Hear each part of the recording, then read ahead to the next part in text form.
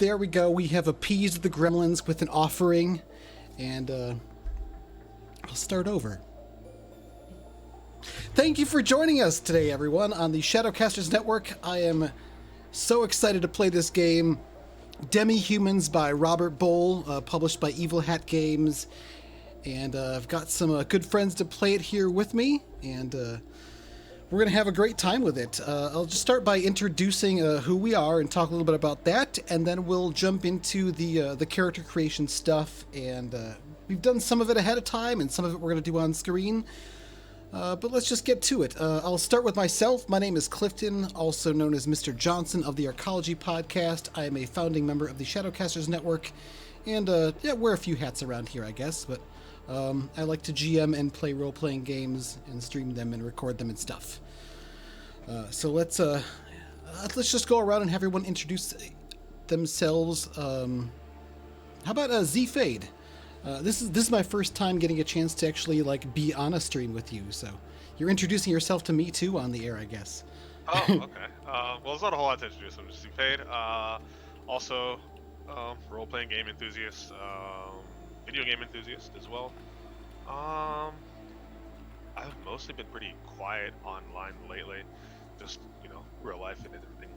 But there's really not a whole lot going on this end currently, unfortunately, or fortunately, depending on how you look at that. But Z's meme game is strong. Always with the memes. Okay, that's fair. And next we have Trav. Hi, I'm Traveler Farlander, aka TW Farland on Twitter. I also play Wild Real Hetrick over on Pink Mohawk Edition, and this is my first time on Twitch. We're glad to have you, and don't mind that little thing in front of Z Fade's face there. I was bumping his volume up, or her volume up a little bit. Sorry.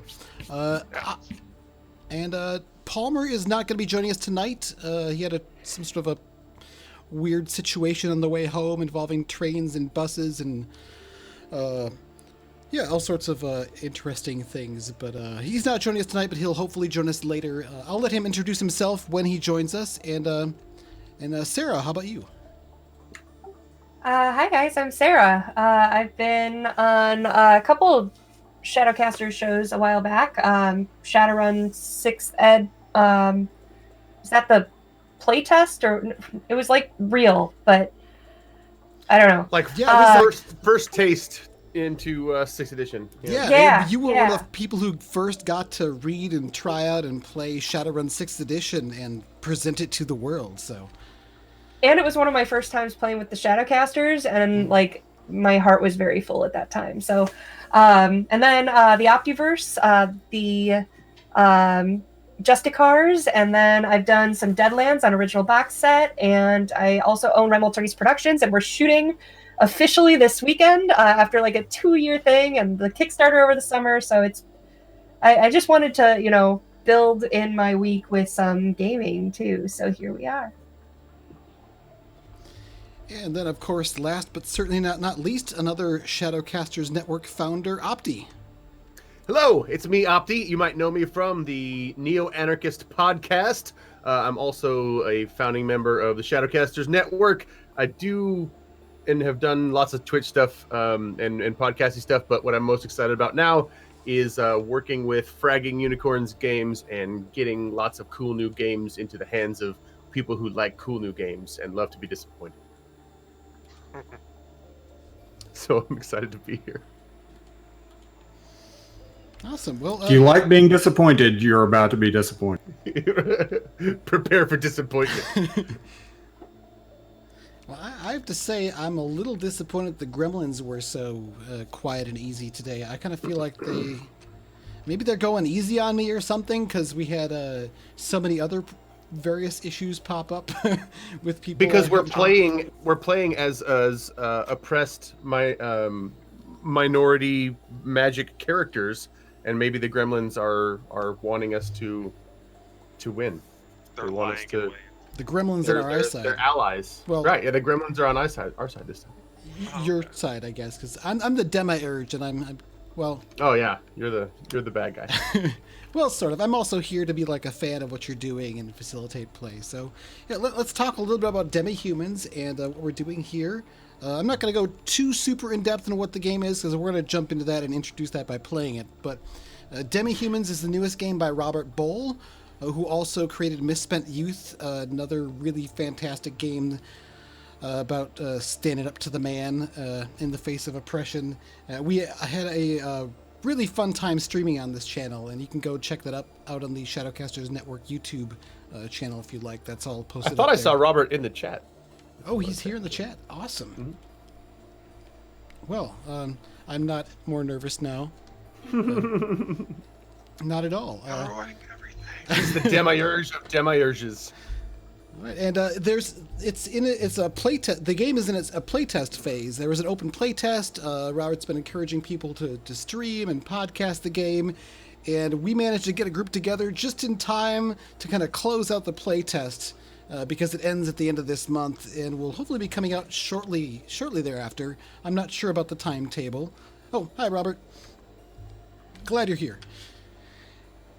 And here we are. So we're gonna play. Scheduling was fun for this, and by fun I mean not fun. Yeah. So we managed to pack it all in 1 week here. We're gonna have a great time playing today, tomorrow, and Thursday, same times. So I hope you're able to join us for all three of those.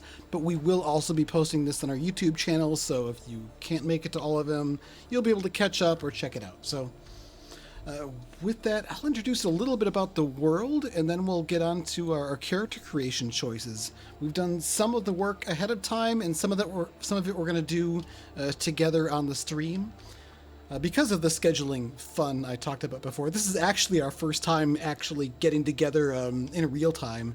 We've been handling everything over a chat channel, so I wanted to handle some of those other session 1 or session 0 things together in real time if we could. So with that, Demi-Humans is kind of a dark fantasy setting where there you have all your kind of standard fantasy races, and there's a big war of human conquest and orcs trying to fight back, and all the races were wrapped up in this war, and huge and powerful magics were used that devastated the land. And long story short, humans won, orcs lost. And now the humans are very ascendant. They have a big empire that they're building. Everything's going super well for them. And the spark of the unreal and magic is starting to die out. And it's not going super well for everybody else. The orcs are still around. The trolls are still around. The elves, the halflings, dwarves, the gnomes. But they're kind of oppressed by the humans who... see themselves as having inherited the world now, and it's their place. So our characters live in an enclave that is near a human settlement that is ultimately watched over and in some ways controlled by the humans, and it's in decline. Ultimately, the magic of this world seems doomed to extinction, and we'll see how our characters do in the face of that. Will your enclave and community bounce back and thrive some, or will it ultimately fade into obscurity under the boot heels of human oppression? So with that, let's go around and have everyone introduce their characters and talk a little bit about the choices that you've made with your characters up until this point. Let's start going the other order this time with Opti, who's playing the halfling Reeve. Okay, so I didn't know what a reeve was, and I still don't, but I don't assume either. That's So some we're sort on the of same page there. Okay. It's a sheriff. What is it? Basically a sheriff. It's a sheriff. Oh, that is Oh. exactly the opposite of what I thought it might be. I was hoping that it might be some sort of like thief or rogue or something like that. So I guess. Oh, it is. Oh, it's like a roguish sheriff. Anyway, Right. I chose the halfling because I just got a. You know what? I always love characters that have a sort of affinity for like food and like lowbrow stuff and pipeweed, and that just kind of did it for me. So creating a jovial character that I could use to like lighten the mood and just sort of be fun with really appealed to me. His name is Juniper Knob, and he's a rather plump-looking, mannish-looking halfling after a lazy fashion. So he's not very macho, but he is very like mannish, but just like a man who's been drinking too much beer and lazing around. He dresses in tweed, like tweed suits with shorter pants, like the typical like hobbit type dress, curly hair, and a flat cap. Let's see, he's got big hairy feet, stocky body, and since I wasn't quite familiar with the stats and the moves, I gave him a bump in his serene stat, since I thought that from therapy, I learned that being a non-anxious presence in the presence of anxiety was a way to help people grow through things. So I wanted to be a non-anxious presence in the presence of our anxiety. So jokes and laughs and being cool to people. But then along the way, I got some fun little secrets that he holds. He has a shillelagh. I don't know if you've ever heard of this, but it's something like a wooden golf club that you use to hit people with, and a dagger.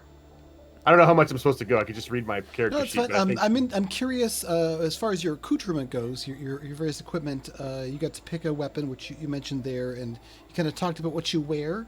However, the halfling reeve has a bauble or a bit of jewelry that's deeply precious to you. What is that? And why is it precious to you?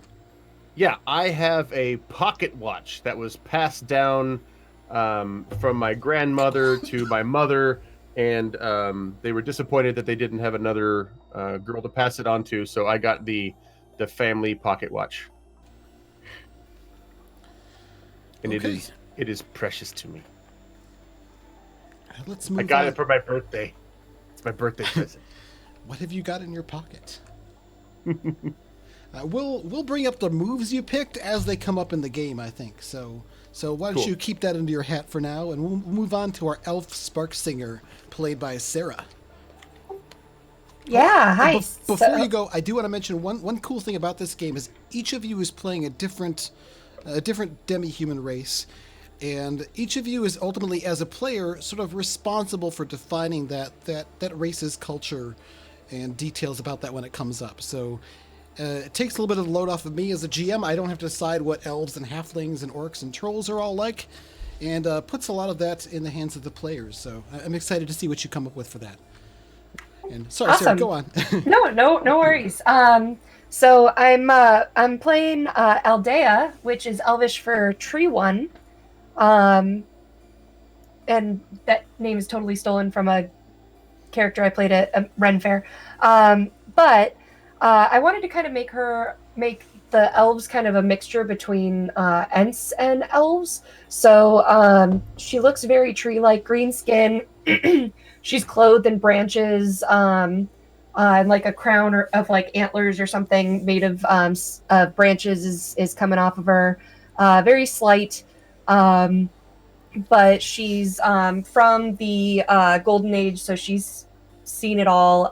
Very like mellow and impartial, a source of wisdom perhaps to the Enclave. Oh, so you were alive throughout the war then?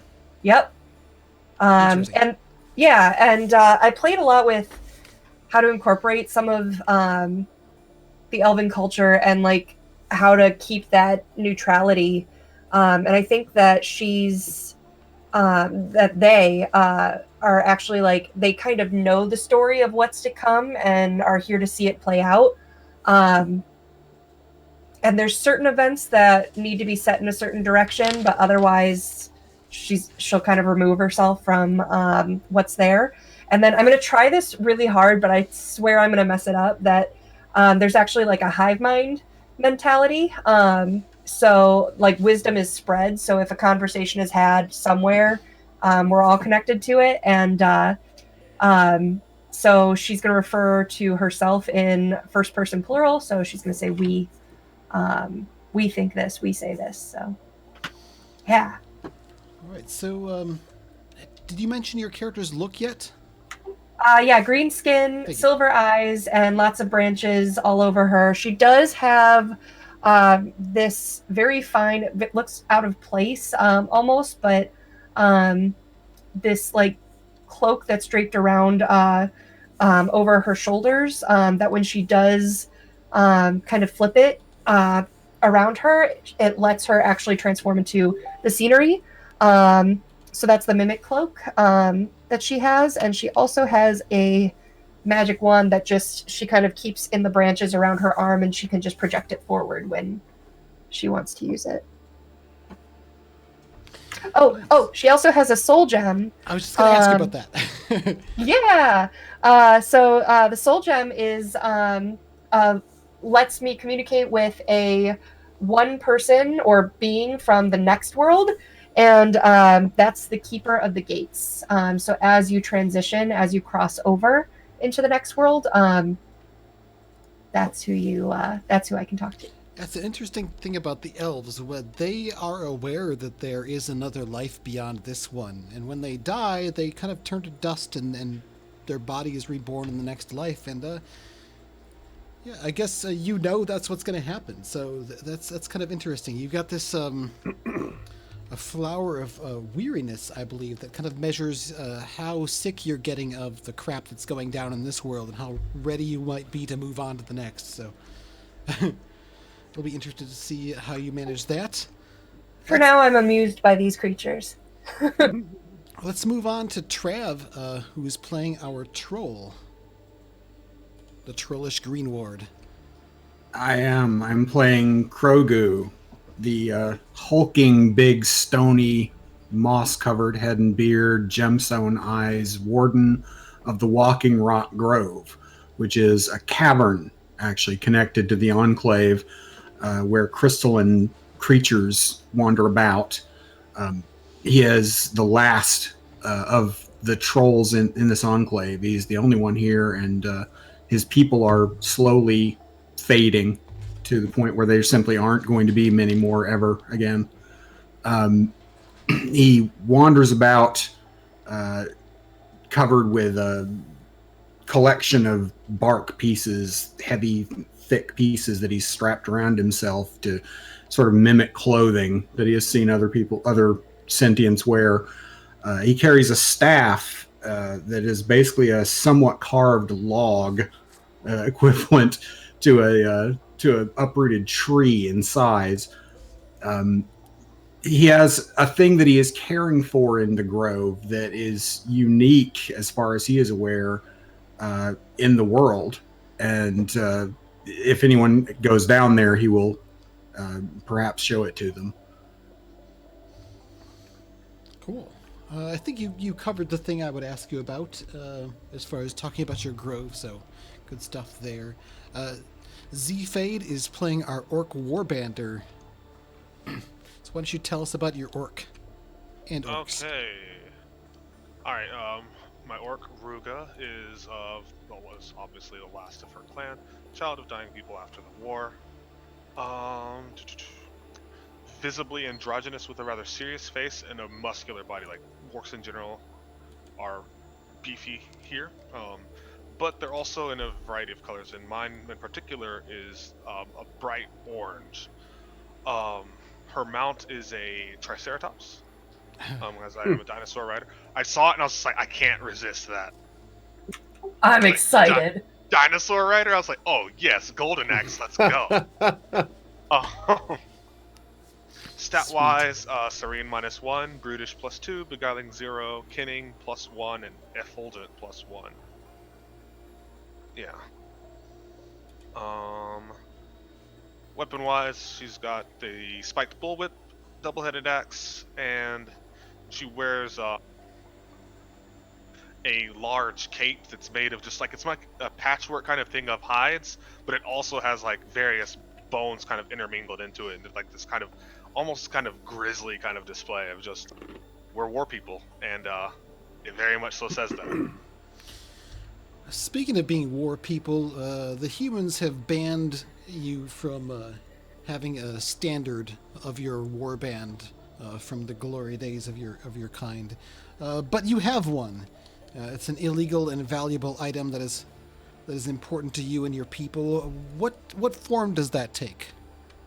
I was actually curious about that. As far as the specifics of a warband standard, I've personally not heard it before. I figure it would be like a banner or some sort of big symbol, like a big stick with some flags on it, or I don't know.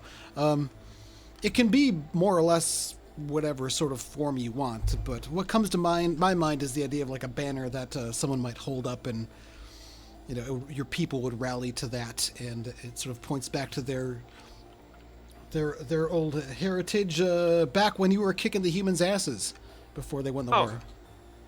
All right, so in that case, it would likely be just the Tuskborn war insignia, but it would be placed on the inside, on the interior of her cape that she kind of wears around.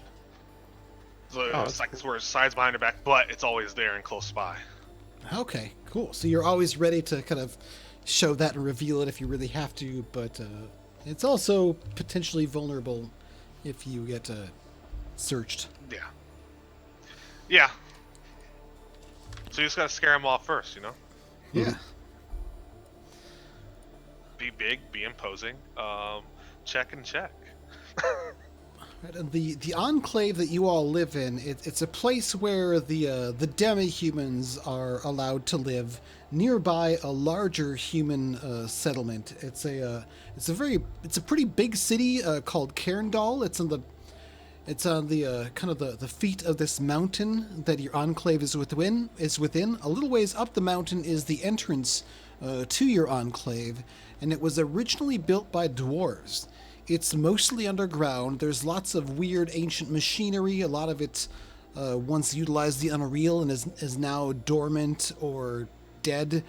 There are also tunnels that lead further within, caverns below, filled with strange wonders like the Crystal Cavern or who knows what else. But the dwarves who built this place assisted the humans in the war, and they had some sort of special secret weapon that they employed.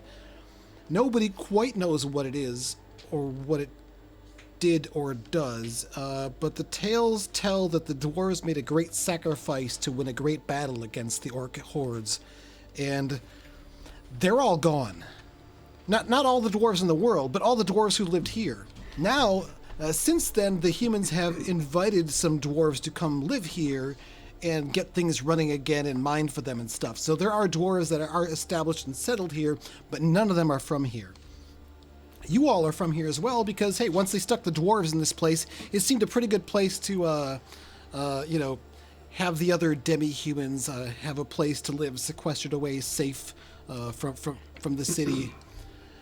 And so that's where you all live. It's a pretty small enclave as far as people goes, but it's larger than what it would house. The size, the population is somewhere in the 750 to 1,000 range. Actual census numbers are not necessarily accurate or reliable, but it's still a pretty small town, and you're in this really kind of weird underground place. That said, there are places where in here where crops are grown and trees grow as well, so it's not like it's a complete like stone and metal location. So it's weird, and it's full of strange wonders, most of which are dead and have left behind only the silent corpses of what was once wondrous and beautiful. And you live within its bones. We went ahead and I had you each define an aspect of the Enclave. Did you want to each mention what your decision was about that? Some of you chose features, others mentioned complications. One moment, let me scroll back up. Yeah, I think, Cliff, if you have them on hand, it'd be All right, easier. I'll just go over more them. streamlined for you to do it. So, one of you picked that the government of the Enclave, such as it is, subjugated, by the nearby human government, but it is democratic. So there's a certain amount of extra civility amongst your Enclave. And the citizenry also forms a tight-knit community because I believe as Trav, you had defined this one, the humans take resources from them, and that kind of helps bind everyone together because the humans are kind of a common enemy, I guess.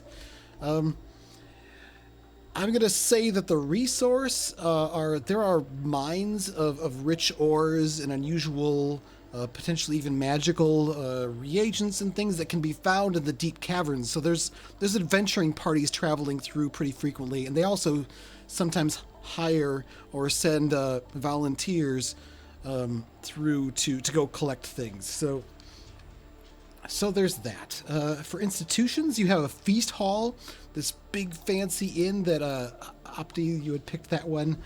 Yeah, and, that was mine for sure. Feast hall. And that makes it really, really useful to find the right person, because a lot of people hang out there. Unfortunately, it draws human carousers who like to come in and do a little bit of slumming and don't necessarily respect the people that they're slumming it around. That said, there is also a trade here, which is a network of thieves and fences. So you can pretty freely obtain illicit stuff here. The tunnels and caverns make for great smuggling networks, but there's also often human investigators sniffing around, trying to find out the source of this, or maybe pick up a few bribes in the process. There were a couple of complications. I'm going to stick with all of them, including the ones that were picked by our players who aren't here. There's 2 complications, one of which is that the population, or some of it, dabbles in dark and wild magic. That adds the threat of something horrible happening, maybe. Also, the Enclave is paying to be protected by a powerful demiurge character threat. Or demiurge character, which, that's demiurge is the word for GM in this game, so that's me.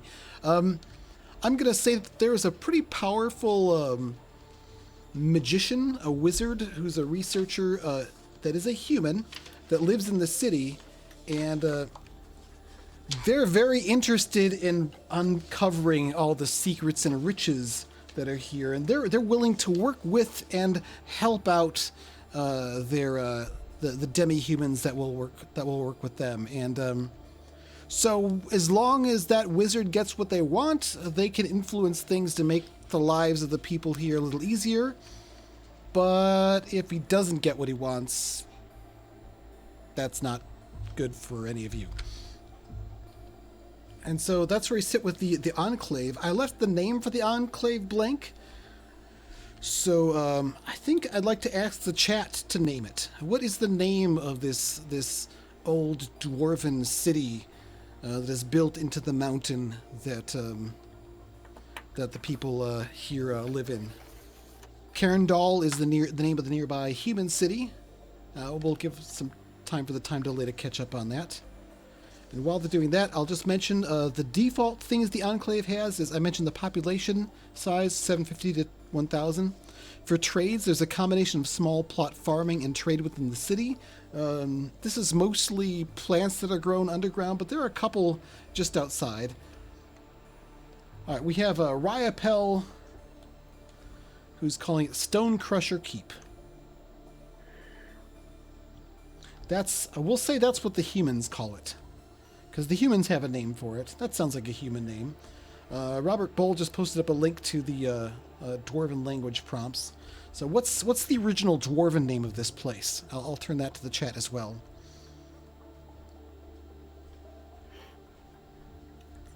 And with that, I think we've fairly well defined this. Defined the Enclave as much as I think we need to at this point. Before we dive into the game, there's a few more character creation, or essentially group creation things to cover. And I think how we're going to do that is it's our first tale, so we have to take turns reading the history pages out loud. I'm looking at let's see, Robert picked the dwarf name. It's Unral Crushroom is the original name of the place. And what the humans call it is Stone Crusher Keep. Okay, so do all of you have the play packet PDF handy? Yep. Nope. All right. Well, Opti, since you said, yep, let's read the history pages. And Opti, you can read the first page, the one that says the Golden Age. All right, let me find that history page. It's at the very top. The Golden Age. Okay, here we go. The squalid world you live in was once a far finer place. The Golden Age was a time of unparalleled wonders. It was ruled by those who came before, beings who wrought great works of magic in that ancient era, wonders that can scarcely be imagined in these threadbare days. The magic spark of the impossible that was set burning in the Golden Age is a mere guttering ember now, as we live our lives under the human boot heel. In that finer age, those before witnessed the birth of the elder peoples, us dwarves, as well as the elves and the trolls, and shepherded them in their infancy. As these people woke to the light of sapience, they began caring for the world on behalf of those before. For millennia, they tended the land, water, and sky. Soon came the nascent peoples. First the halflings, then the humans and the orcs. Humans rapidly expanded into the lands of other peoples and conquered or made alliances, all the while focused on learning the ways of other cultures and stealing those secrets not freely shared. In time, they sought to expand by conquest rather than friendship. Would you like me to keep going? Let's have someone else read the next page, covering the war. Z, do you want to take that, since you're the orc? Yeah, sure. The war. The Bloodsingers tell of the rise of the orcs, how he cultivated the valley we were birthed in, how he moved outward, built cities, and brought others under our protection, and how jealous and inept the humans were when we first met. But I've seen the truth. I've become a sage and can interpret the blood chaos better than anyone. The war was the unmaking of my people. The Golden Age died at the first battle of the unnamed war. Orcs and humans each wanted to rule the world, and we were both willing to pay whatever it cost in dignity and honor. Countless generations the war lasted, with the magic used by both sides growing more and more destructive and harder to control. Before long, ruling the world wasn't enough. We each wanted the other exterminated, and we were willing to violate the spark to do it. We drew all of our peoples out of the world into our war, whether they wanted it or not. The humans tore a hole into another plane of existence, and it's kidnapped an entire civilization, the gnomes. They're meant to be humanity's spies. Instead, their inventiveness and curiosity made them difficult to predict or control. In the end, the damned humans beat us anyway. Our hopes of exterminating them and ruling the world came to less than nothing. We lost everything. Thank you.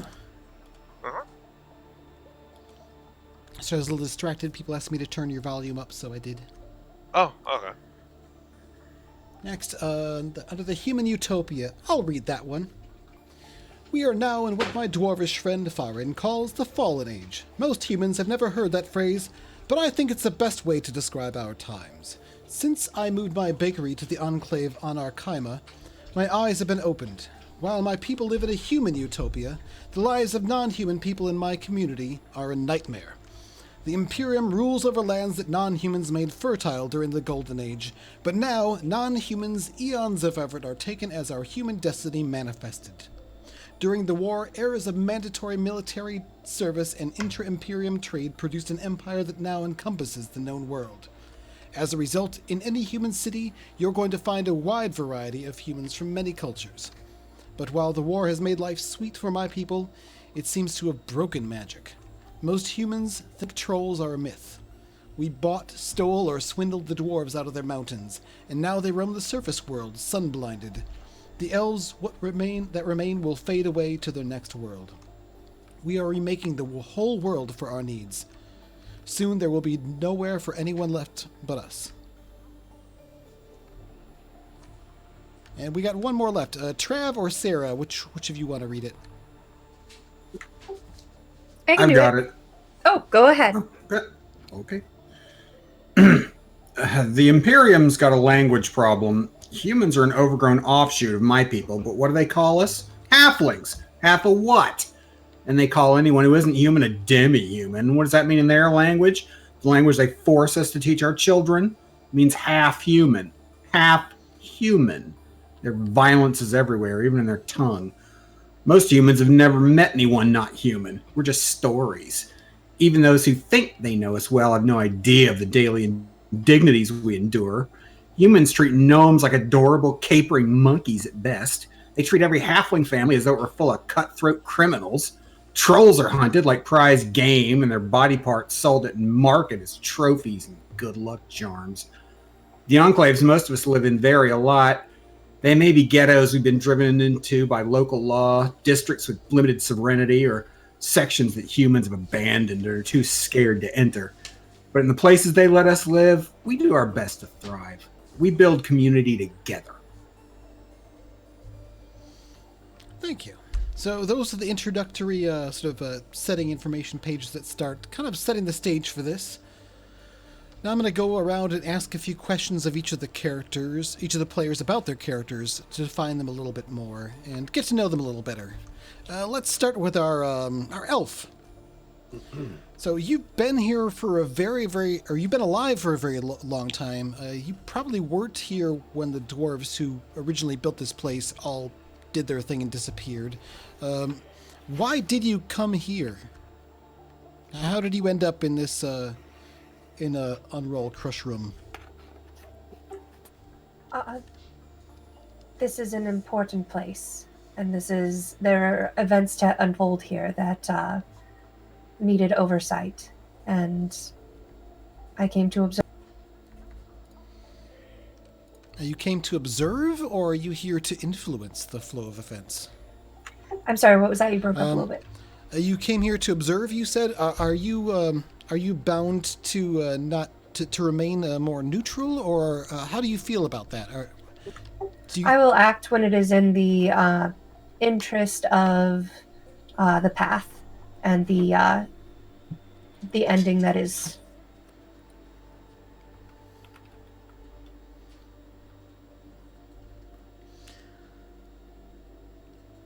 All right. And do you live here alone? Do you have any? I think you already mentioned you're the only elf of your kind around here. Do you? But do you have others that you live with or stay with, or do you have a more private, separate life? I actually purchased the lifestyle that lets me be with my in my ambiance more frequently. So I tend to retreat. Like no one's not allowed to come, but I tend to retreat to the side of the mountain rather than inside itself. Well, the Enclave itself is pretty much all mostly inside, so the humans control who can come in and out pretty stringently. Do you have ways in and out of that yourself, or do you have a place within the underground area that has sort of light, whether from an opening or artificial, that allows a grove of some sort to grow down here?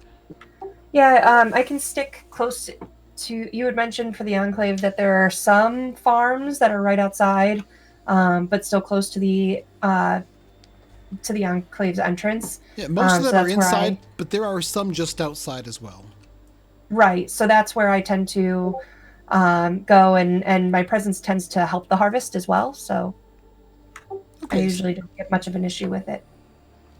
So the humans either welcome or tolerate your comings and goings frequently, and doing things with the plants, as well. Your people are known for taking good care of plants.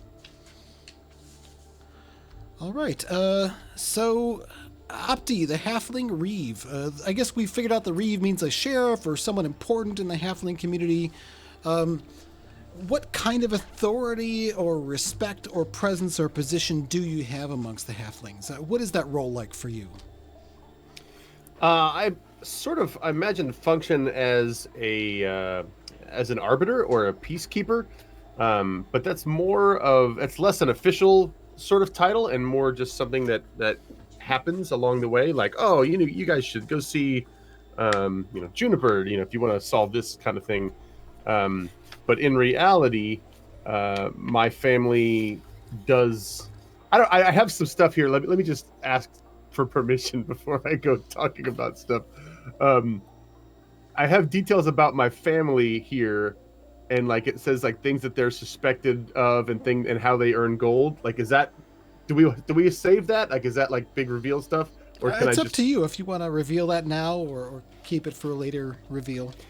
Okay, so recently my family has been accused of smuggling illicit material and bringing vices such as alcohol and pipeweed into the community, which of course the Enclave is always looked down upon for those sort of things, and so having my family be suspected of the ones bringing those sort of vices in to the Enclave and making it even more of a den of iniquity is obviously something that we're bouncing up against.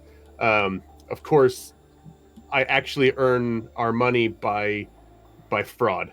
I I help sometimes the demiurge, right, like the big people. I sometimes help them to communicate, act as a neutral third party, and when I sign the contracts, I always skim a little off the top. And also, I smuggle and also bring vices into the Enclave.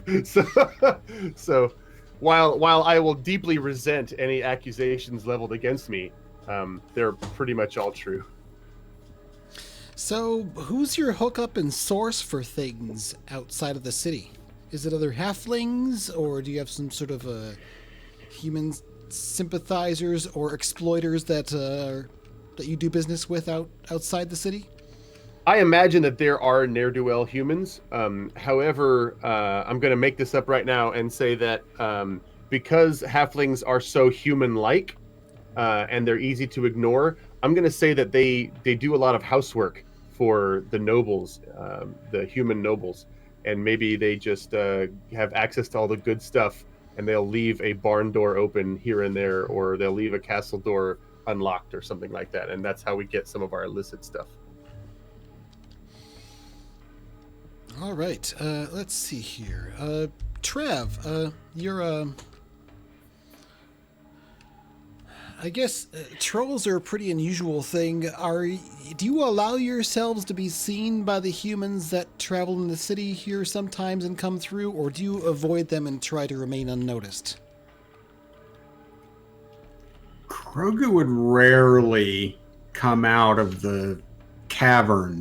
He knows that the gems that are there in the walls and some of the walking crystalline creatures that are there would be very enticing to the human populace and the adventurer class. He doesn't like this civilization that the Dwarven Enclave had previously set up here. He's been here a long time. He's been the warden of the Walking Rock Grove for an age at least. And all of the gears and pipes and the smoke and the steam all just bother him and make too much noise. So he tends to stay down amongst the wild caverns when he can. All right. So you were here then when the dwarves did their deed that undid themselves. What did you observe about that? I mean, you don't exactly know what happened, but you were close, right? Things happened. There were some signs in the mountain, or maybe there were none. But it's up to you. What did you observe or not about the end of the dwarves here? There were signs and portents everywhere. The caverns shook, and the pipes had rushing steam sounds, and there were fires going everywhere. The forges were day and night, and when they finally used their horrible weapon, it was as if... Can you imagine being inside a mountain when a landslide goes off on the outside? That's what it sounded like to him and felt like to him deep in the caverns when they unleashed whatever it was they had been building. They were odd for dwarves compared to the ones here now. The ones here are communal. They work together, and these ones were seemingly in it for themselves as much as they were serving the humans. They weren't really serving the humans' interests out of any goodness in their hearts. There was something they were after, and I don't know where they've gone or if they got what they were looking for. Okay. Z-Fade, you're, I'm sorry, I didn't write down your character's name. What was it? Ruga. Ruga? Ruga. Thank you. Okay, so Ruga, you're an orc warbander, so you've got a number of other orcs that sort of look up to you that you're kind of in charge of. They have a tendency to probably, well, actually, I'll leave it up to you. Do they still treat you more like a war leader, or do they not know what to make of you and give you crap for for your role, or something else? No, I am still a clan leader. That is what you're referencing, right? Yeah. Okay.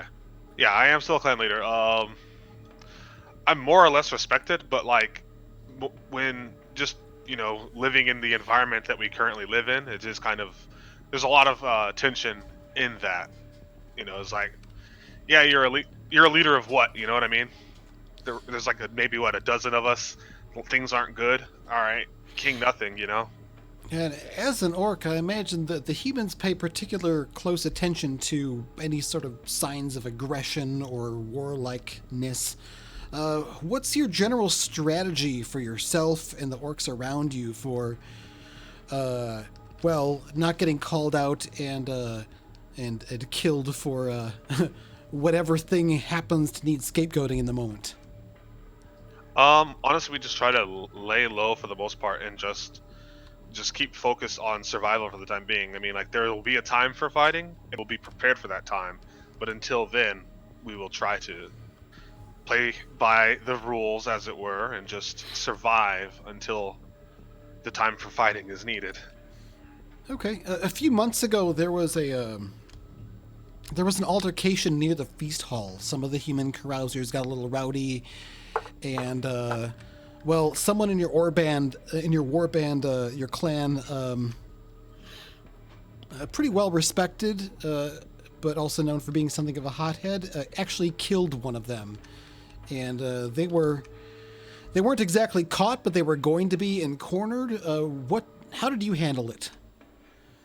Based on all accounts, the humans were totally just drunk and being awful and should have faced some sort of justice, but so your clan's person was totally justified, as all of your orc clan members see it, in doing what they did. But what they did also could have brought lots of wrath down on the orc population here. How did you handle it? Yeah, we didn't see or hear anything. What happened was truly a tragedy. If only we could find out the culprit responsible for those misdeeds. Like I said, we play by the rules. I don't know why one of our own would do that. But whenever as soon as we can find out who it is, I'll definitely get that information to them. But yeah, I haven't had any luck thus far. Okay, so they're at large and they escaped, possibly with the help of some smugglers. It's a damn shame. A damn shame. We'll say they're Didn't see it happen. living down in the caverns somewhere, most likely. But you don't necessarily know where, and you don't want to. Yep. All right, awesome. Okay, I think that's enough questions to get things started. A lot of the stuff is going to be defined as we play. Now it's time to go through the gnosis questions. Gnosis being a word that pertains to knowledge, and this is specifically knowledge that you each have about each other. So with that, let me get the page open to this on my screen here. So essentially, this is a stat that you use when you're going to help or hinder another character, and it can be a positive or negative one.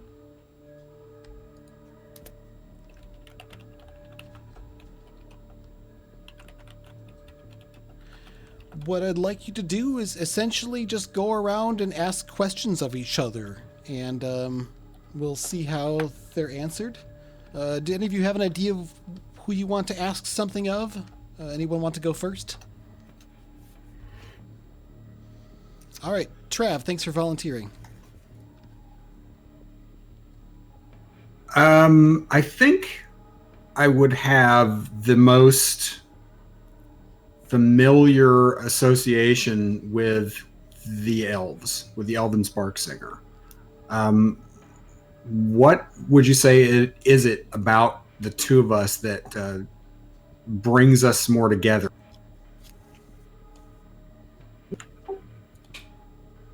I think that there's a separation between how we live and how they live. They're very impulsive creatures and live entirely for this world, where it seems as though, like you said, for the dwarves in this place, like, this isn't our place. This isn't our world. We are other. We are outside, and I think that creates a bond. Okay, and then I failed to mention each of the different playbooks has a list of Gnosis questions that they can ask and some results from those. I think what it seemed like, Trav, you were picking the one that's required. Is that correct? Yes. So you Yep, this was my Gnosis +3 association. Yeah, so you've got a really strong connection to Aldea. Did I say the name right? You did. Oh, yay, good. Okay, well, let's turn it over to Sarah, or Aldea the elf. Go ahead and take a look at your Gnosis questions in your playbook, and pick someone to ask one of.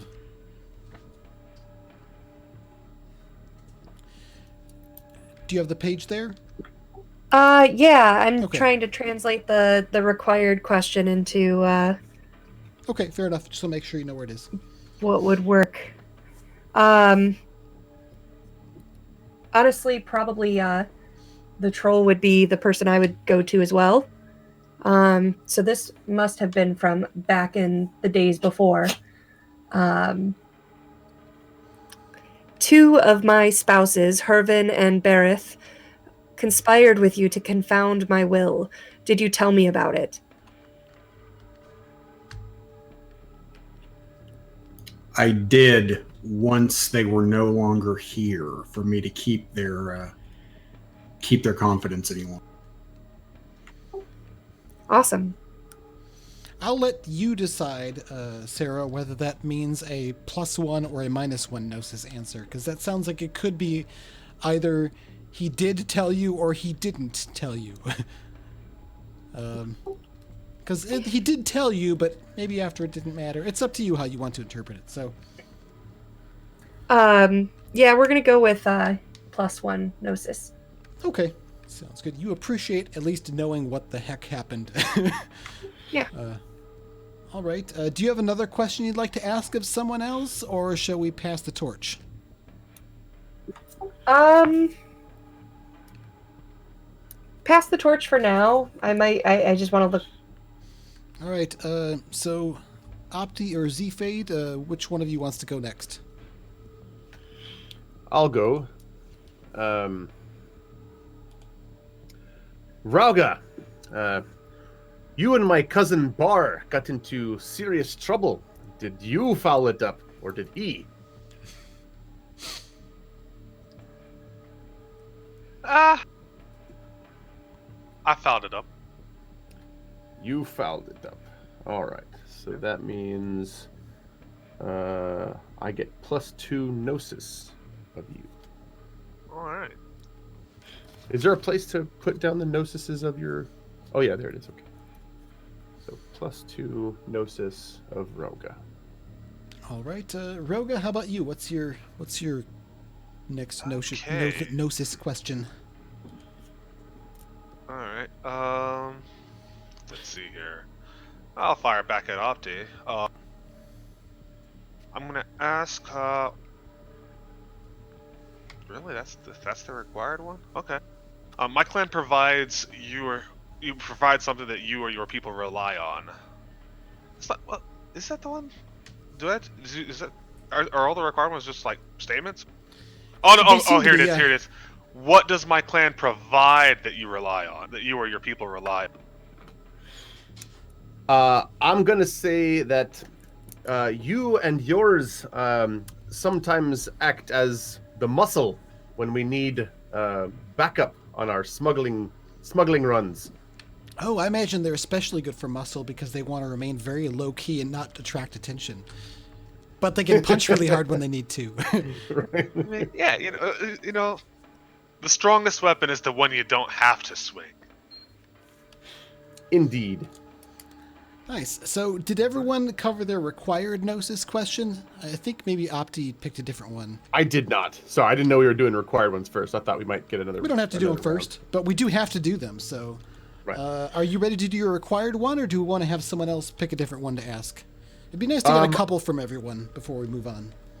Yeah, I thought when I looked at this question, like I thought maybe one of the other two cast members who aren't here would be a better fit, but I'll go ahead and sling it and see how it works out. Yeah, I think we're gonna have Palmer tomorrow and Thursday, but I'm not 100% sure.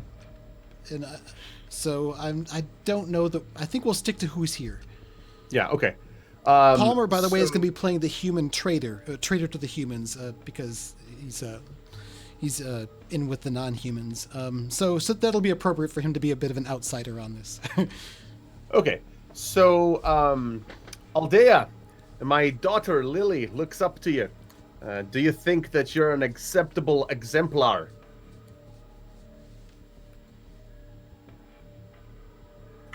I really like that question. These are good questions, by the way. These are really good role-playing prompts.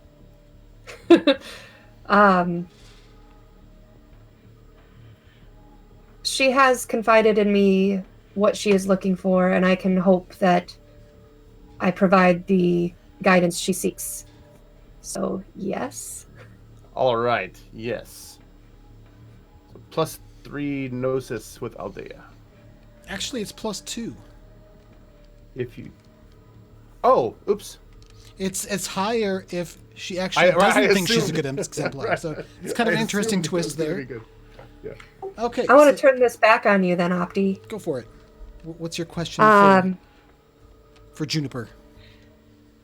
It is, do you approve of my instruction methodology as her father? Well, I have to be honest. All the nature stuff flies in the face of the culture that we've been trying to build. What with the smuggling and the thievery and the fraud. So no, I'd have to say I'd rather her keep about the family business rather than go traipsing about all this natural nonsense.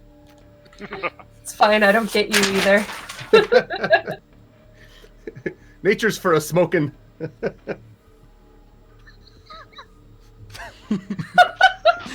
All right, so I think Trav or Z-Fade.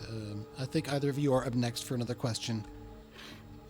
Okay. I've actually got one for Z-Fade. Oh, perfect. Same. I accidentally, on one of my rare visits into the Enclave proper, destroyed something that belongs to your warband. Do you resent that, and have you told me so? I do not resent that. For reasons which are going to be implied in my question to you, actually. Oh, nice. I love this. Fair enough. My people slaughtered your kin and sacked their homes. Have you and I discussed that?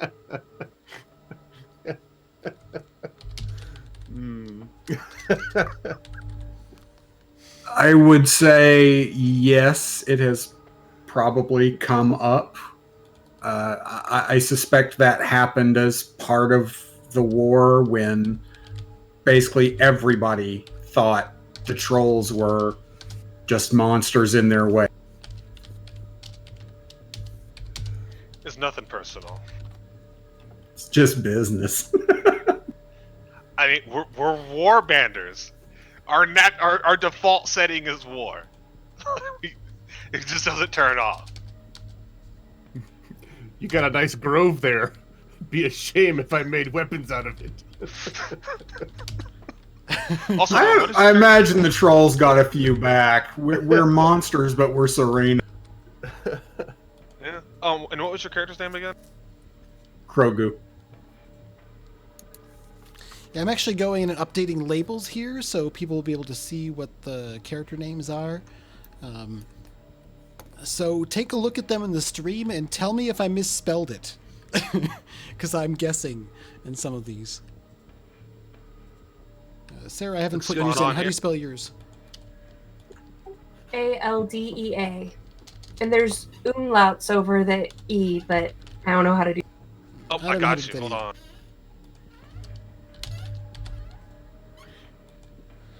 The umlauts are implied in Carindal. All right, let me just fix this label here. So one thing is kind of like it took me off guard where one of the required questions was my daughter Lily. It was like, oh, I have a daughter Lily. I guess I need to wrap my mind around that. I wasn't sure if we were allowed to sort of change that, or if you just kind feel of free if you want to change it.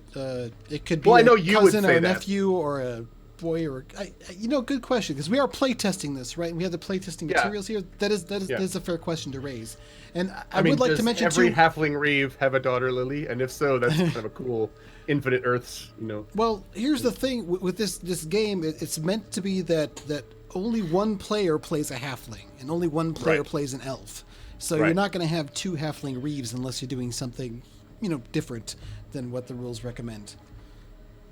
Right, but like every PC elf, whether they're Juniper Knob or Beach Farah or Mayrin Waddle, they all have a daughter Lily. Like that's what I was getting at. Yeah, I think that kind of stems from the Powered by the Apocalypse is the system this is based on, and one of the agendas in Powered by the Apocalypse for the GM is to name every character.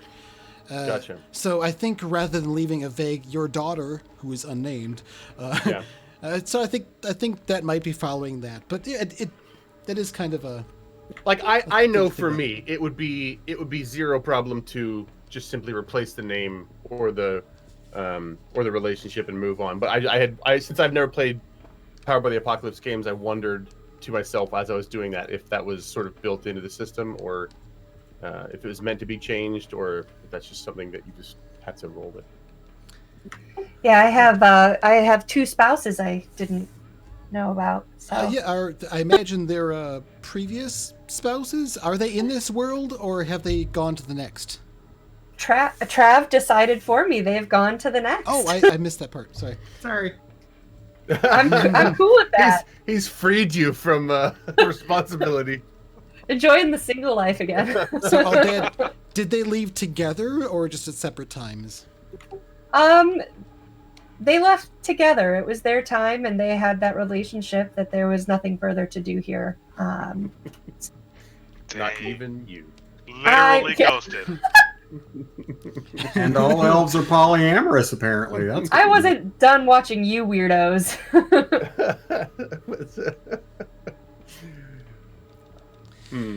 Okay, a couple. I guess, are there any other questions anyone else wants to ask under Gnosis? Because there are some more. We don't have to do all of them, but you could do more of them if you want to. I have one, which I think would just be fun. So I'm going to ask Krogu.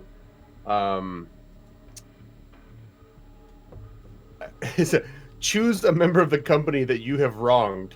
Ask him if he knows about it. And so I don't know exactly how you would go about that. So here I'm gonna try this out for him. So hey Krogu, how are things? Any reason that you might be cross with me?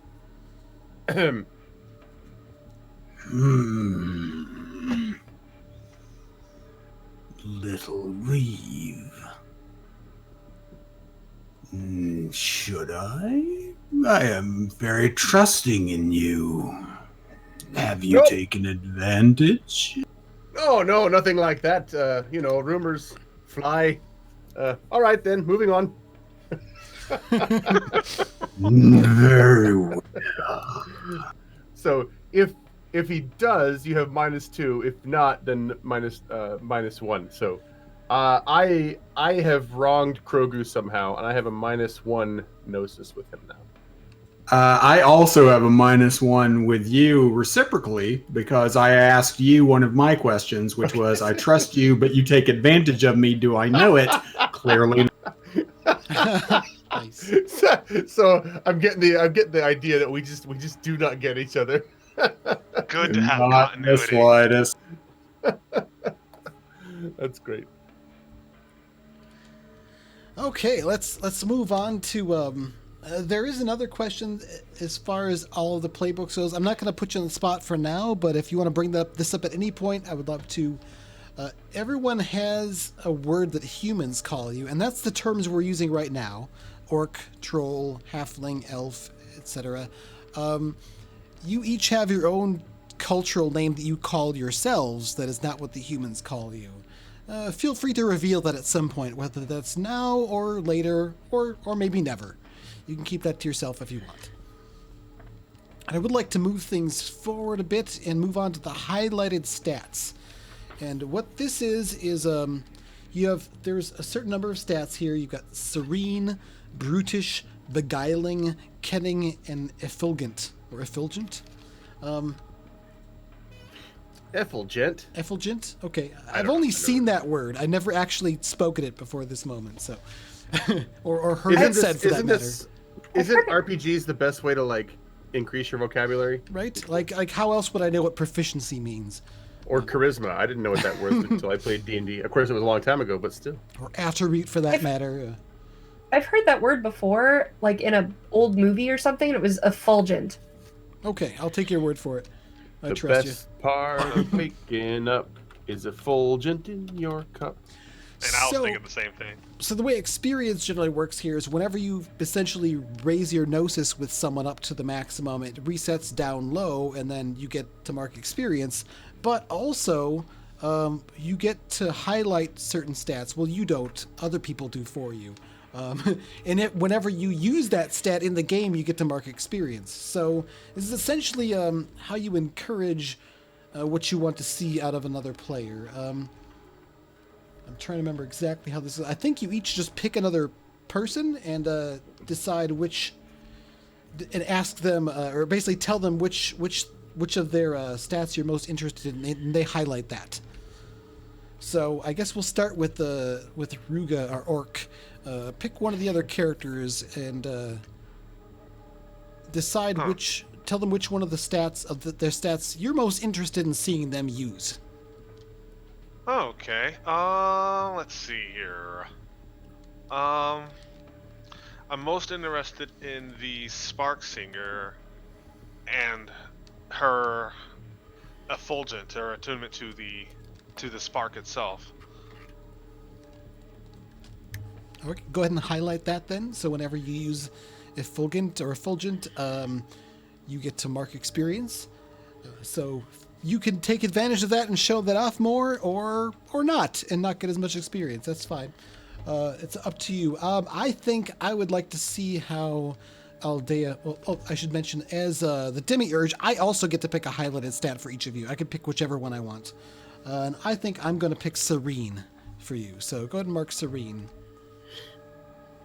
And then Aldea or Sarah, go ahead and pick someone else and tell them what their highlighted stat is.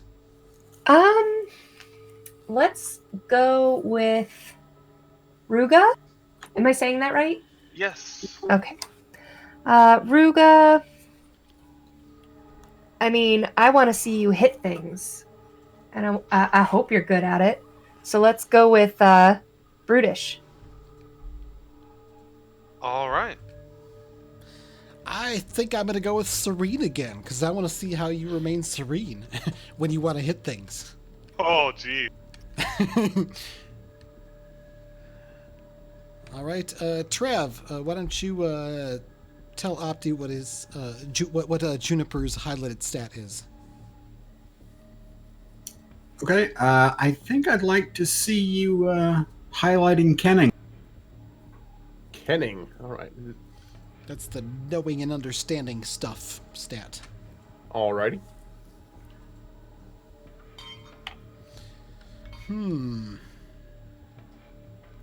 I'll go with beguiling. Alrighty. Probably too easy for you, but And what does this highlight do? when you use that, you get to mark experience. Once you get a certain amount of experience points, you can either improve your character, or if you don't want your enclave to fade into obscurity and extinction, you instead improve your enclave. That's cool because I got my kenning highlighted, right? Yep. Oh wait, no, that doesn't make sense. Okay, never mind. Sorry, go ahead. I took a move that anytime I would use kenning, I would use beguiling instead. So now I have to make a point to use kenning. Yep. Or maybe I don't. Maybe Well, I just you get beguiling, but you can also get it for kenning. So either way now, I guess. You can pick which one you're going to roll, but I think the flavor of how you do things might be affected by what you choose. So go ahead and tell Krogu which stat you were most interested in seeing him employ. Because let's see. I think Effulgent would be interesting. All right, and I think I'll pick Serene as well. I wanted to pick something else that might be less advantageous because it's interesting to me, but I'll go easy on it this time and give you those easier experience points to reach towards. Serene is totally easy experience for me. Okay, so we've covered the highlighted stats, and I think we're now ready to kind of move on to the tale. This has been a really interesting process. I really enjoy Powered by the Apocalypse, as well as some of the other narrative-style games like Forged in the Dark, where you're not just making your character, but you're making your characters together, as well as some aspects of the world. So that's really fun. I had a lot of fun with this part. I don't know about you guys, but Yeah, definitely. Really I'm eager to start throwing some dice and see what happens as a result of you doing things. And this has been a lot of fun. So we're gonna, I think, take our break pretty soon. But before we do that, let's set up the tale a little bit more. The next thing that we do is make the common wheel move, which is a roll that we make on behalf of the Enclave to see how things are going for the Enclave right about now. And you roll and add civility instead of one of your stats. And because you picked 2 features that add to civility, your Enclave has a civility of +2. So I would like one of you to roll a couple of dice, add them together, stick the +2 on there, and tell me what the result is. I know how I roll d6s, so someone else do this. I'm fine with it. Oh, by the way, since we're not displaying dice anywhere, because I thought we'd have faces filling up the screen, I guess I could put it where Palmer would go, but I don't know. Let's leave his seat warm for him. So when you do make a dice roll, you're welcome to roll your physical chance cubes if you want, or use the Roll20 window that we're using for sound, or whatever else you want. Exploding dice in Discord. That's my favorite dice bot. But please verbally call out the result of your roll because we can't see it. And we'll trust you. All right. Okay, here we go. Well, that's fun. 2, 4, 6 total. All right, our first roll of the game, and the way the dice rolls work here is you roll your dice, you add or subtract a bonus or penalty, and if you get a 7 through a 9, that's good and bad. If you get a 10 or better, that's really good, or if you roll like Ruga just did, it's bad. Anything less is it's a I've miss. literally rolled nothing but 8s or higher on these dice when I've been in my test rolls today, so this is wonderful. But bad isn't necessarily bad, right? It could mean interesting because I get to choose, or you get to choose a boon among your Enclave's choices of boons that you'll be able to rely on once during this tale. But I get to choose all the threats and banes are available to me. That is the best possible result. I mean, true, but I saw interesting in Rural Punk, and let me tell you, not my interpretation of interesting. We were boring? No, dangerous is more okay. the adjective I would go with there. Hey, I watched your other show and it sucked. We live in interesting times. I mean, we just got through asking each other awkward questions, so we might as well say awkward statements now.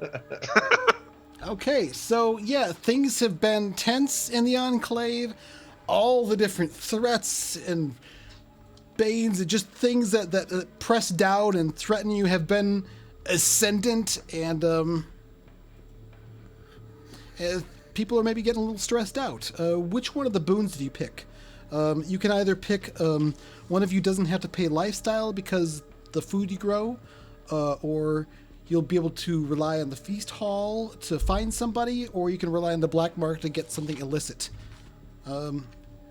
Actually, I'm not sure if you have to choose which one, or if it's just you get to pick one. No, I think you do have to choose one now, so let's word it that way. I think it seems to be worded that you choose the boon at this point, so... as you're choosing, I will mention the threats are blight, which comes from the crops, could result in something there. Carousers, drawn by the feast hall. Investigators, drawn by the black market activity. Horrors, drawn by the dabbling in dark and wild magic. Reprisals from your patron, who might be pissed off. Or demands from your patron, who might be demanding. Any of those might come into play. Or all. Is there a list of boons? Yeah, I mentioned them. They're the ones. Well, there's one that just comes automatically with the Enclave. That's you guys have some small plots of farming, which means that one of you doesn't have to pay for your lifestyle payments this tale. Or you could pick the Feast Hall as a boon, which means you'll be able to find somebody, the right person, when you need to there. Or the other option is the Black Market, which means you can freely obtain something illicit. Each of these, or any of these, can be used once during the tale. Okie dokie. So I'll let you, I guess, let's decide that before we go on break. Just so that's set and we're ready to go. I mean, I'm always gonna go for the feast hall. But... But Okay. I guess it would make sense for at least some of our people to feast for or eat for free, as it were. Yeah, but you don't get to because you picked the feast hall instead. Ironic, but Yeah. So No food, but we got plenty of booze. man, it's a good time to me. okay, so I think we'll start with the scene. You're all in the feast hall together. Maybe taking a meal. I don't know if you're actually sitting together, or if it just happens to be a popular meal time and you're all present in the place. There's some sort of commotion. Earlier today, some adventurers, a group of humans all armed to the teeth and with powerful weapons and magic, passed through the Enclave to go down into the tunnels. And the door bursts open and... Oh, let me get my list of names I can pick from here that be easier. You guys realize we've literally met in a tavern? I mean, yeah, but we all knew each other in interesting ways prior to meeting. But we didn't meet first in a tavern. Right. All right, We just happened to all be in it. The door swings open and Hickory comes running in. Hickory is a halfling. I guess, Juniper, what does Hickory do in the halfling community? What are they known for? Hickory is he's a glass blower. All right, so Hickory the glass blower comes running into the room. The adventurers, they came back. There's monsters. They're under attack, and they're really upset. Everybody, look out! And I think that's where we'll call a break, and we'll make it what do you think, 5 or 10 minutes? What are you guys feeling? 7.5 minutes.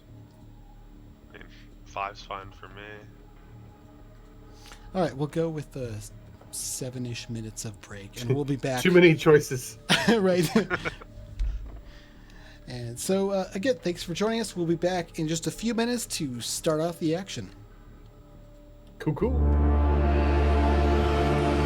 can't hear you, Steve.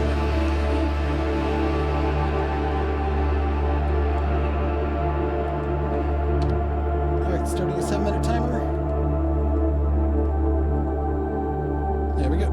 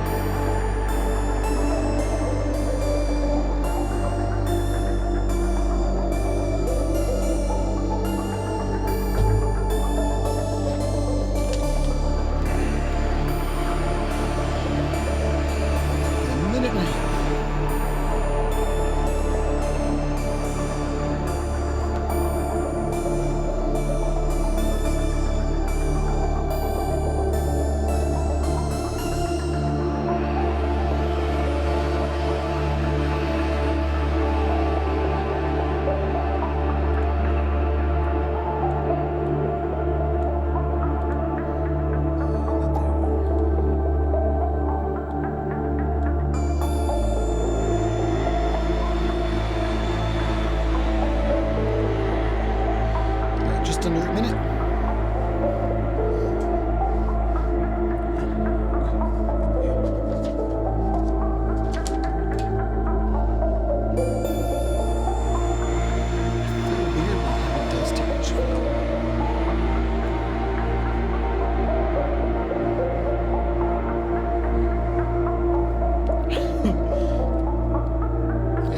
GM in this system, you typically don't roll dice. Yeah, I do.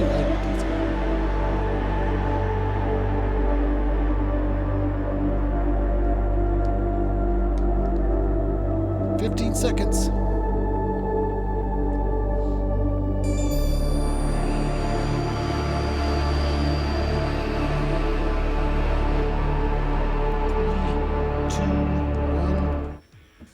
And we're back.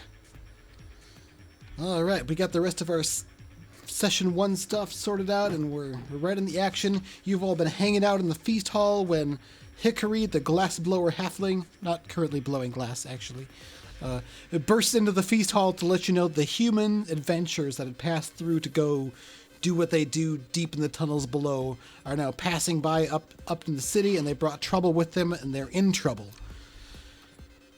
What do you do? It seems like people around are kind of looking around and there's murmurings. Everyone seems a bit nervous. With good reason. If humans die in or near the Enclave, it's not good for non-humans. I'll hop up and... Hickory! Why don't you calm down and explain the situation a little bit more calmly so we can all understand you. Calmly? This is a time for panic! The humans, they're up there fighting! There's a monster at the Dark Gate! Who are you? Hickory turns to Ruga and says, you're... Durab Tulak it was the one at the gate there. He's trying to help, but I don't know what it is. I'd never seen him out. I didn't stick around to see much, but... Should we do something? What do we do? I suppose now we have to do something. Speaking of doing something, Robert is reminding us that we have to pay lifestyle costs. Oh, right. So good to have the game designer here to remind us of something I forgot. Yeah, so at the beginning of each tale, it's a very important part of the game because you don't exactly have access to a lot of income necessarily as characters, and having your next meal isn't necessarily as guaranteed as it is for the humans. So everyone needs to pay 1 gold in order to cover their lifestyle. I think you all started with some... or I think most of the playbook start with either some gold or some goods that are worth some gold. Miscellany worth 3 gold. I'm assuming that's the 3 gold in question. Yeah, I'm going to detail it now as 1 gold and some other stuff. As a troll, I don't really use gold. As long as I can have been in the wilderness recently, I'm good. Okay, so you have been in the wilderness fairly recently, the wilderness being down in the caverns. Why are you up in the Enclave now? I was summoned.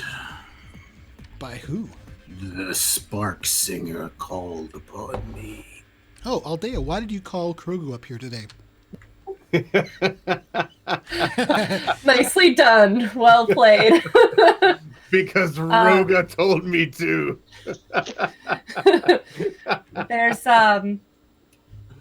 There's been a notification from the next world that something happens today, and so I've summoned you here to oh, something's disconnecting for me. Sorry. Oh, lost your face, but it's back. I've summoned you today to summoned you here to be here when the event occurs, whatever it may be. That's a really long way of saying I don't know. I salute you. I've got a bad feeling. There's a disturbance in the spark. So, Also, Robert brought up I pay 2 for my lifestyle because I want to live with enough time among the wild things. So mine's pricey. Yeah, and the halfling Reeve also has to pay extra for lifestyle as well. Yeah, it says spend 1 gold to keep things like okay, but like rife with division and hard times, or spend 2 gold for just like the normal amount of simmering usual, division. So I'll go ahead and spend 2 gold to keep, to keep things fed and oiled and chugging along. Okay, so yeah, you guys have some money now, but it's starting to get a bit thin. How about Aruga? Did you have the funds to cover your lifestyle? I do have the funds, but I'm curious. Actually, I think this will be more interesting. I'm gonna choose not to, and the demiurge will ask questions. To my understanding. Questions about what? It says if you cannot or do not want to spend gold, let the troop know and the demiurge will ask questions. Actually, no, I'm gonna spend the gold so we can actually focus on interesting. Well, I don't mind figuring this out, but yeah, if we want to table that for a later occurrence, that's fine. Yeah, we with can me. shelf that for later. Note to Cliff: tomorrow, Ruga is not paying. I'm not paying. The rent is too damn high. Okay, yeah, so you're all running a bit low on coin, but you've got enough to get by for the moment. And again, 50% of my money. getting back into the action here, you're all in the feast hall.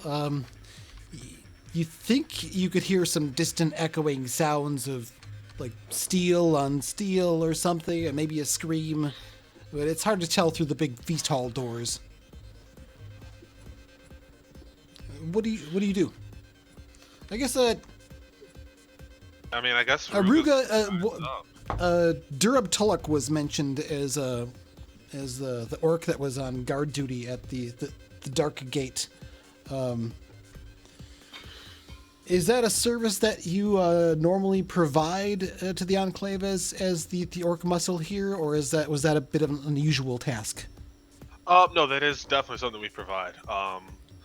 Just in our nature, it is beneficial for us to be close to any potential bloodshed that may need to happen. So we are frequently find ourselves stationed nearby where violence may occur. Surprised you're not charging for it. I mean, I thought about it. Maybe that's why you weren't going to pay. Okay, yeah. So, what are you thinking when you hear Durab Tulloch's there? Is Durab Tulloch a good person to be there for when a bunch of imperiled humans show up, or a really bad one, or both? Yeah, it depends on the day. So I'm gonna rise up to my feet, make sure he's not the monster. And are there any other orcs in the feast hall? It's up to you. Odds. Yeah. So Rugal will rise up and she's gonna just exclaim, "Tuskborn, rise!" And any other orcs there are just all gonna rise to their feet and they're gonna follow her out there. All right. It sounds to me like you might be rallying the militia. Is that what you're doing, or just getting some nearby orcs? Yeah, I'm going to be rallying the militia. So, can we run out there and see what the threat actually is? They say monster. I'd be curious to see what they're actually fighting. Okay, so you go running out to go see what's there. There's this really wide kind of Main Street laneway that goes throughout Unreal Crushdom, and on one end of it is the gates that the humans kind of maintain and guard and collect tolls for. That goes outside and out to where the human city is. The Dark Gate goes deeper into the caverns. It's on the other end of this. It's only a few hundred yards because it's underground, and the feast hall is kind of in the middle, so you're not too far away. So as you're trying to get out and take a look around, let's see here. Let's consider some moves. Ruga, were you doing an action? I didn't mean to interrupt you. Oh, I think I am because yeah. Does this qualify as imposing my will on my war? Sure. I was going to say leading the militia in defense would work, but that Okay. sounds even better. Is that a? Alright. I mean, it's a roll plus brutish. I don't know what roll I would do for your interpretation there. It'd be a 2d6 plus civility, but since you called on orcs nearby that are part of your clan, it totally makes sense for you to use your own playbook move for that. Oh, okay. So why don't you tell us about your move then, since it's the first time you're using it? Sure thing. As clan leader, I get to, whenever I try to impose my will on my warband, on a 10 up, all 3 things are true. The warband does what I want. They do not fight over it, and I don't have to thrash anyone like a cur. So I don't have to. We peacefully say, "Hey, let's do the thing." Everyone's like, "Okay, we're gonna do the thing." On a 7 through 9, I choose 1. Okay. Well, you roll 2 dice and add your brutish bonus. Alright. Is that one of your highlighted stats? I don't remember. It is. Okay, so make sure to mark experience. Uh-huh. Alright, so that is 2, 4, 6, 8. So 1 is true.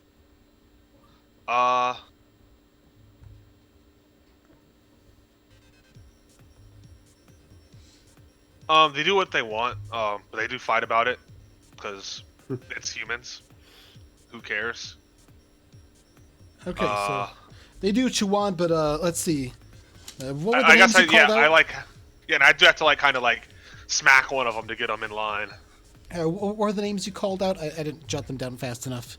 Oh no, I didn't say any names. I said Tuskborn, which is our name for ourselves. I see. So we'll say Orcrist. The one who's sitting close to you says, "It's humans. What do we care? Let them get what they're gonna get. Durab Tulip knows what to do." It's a fight, and we're all about that. And it's a fight, and I just smack him on the back of the head. I'm like, "Let's do this." All right, fine. I don't know what you care so much about the stupid humans for. Let them deal with their... Kind of moves away from you out of arm's reach as they're getting up and rather surely gathering their stuff and getting ready to go out. So they're going along with it. They're starting to tamp down their grumbling. But obviously not happy about being called in to help out some humans.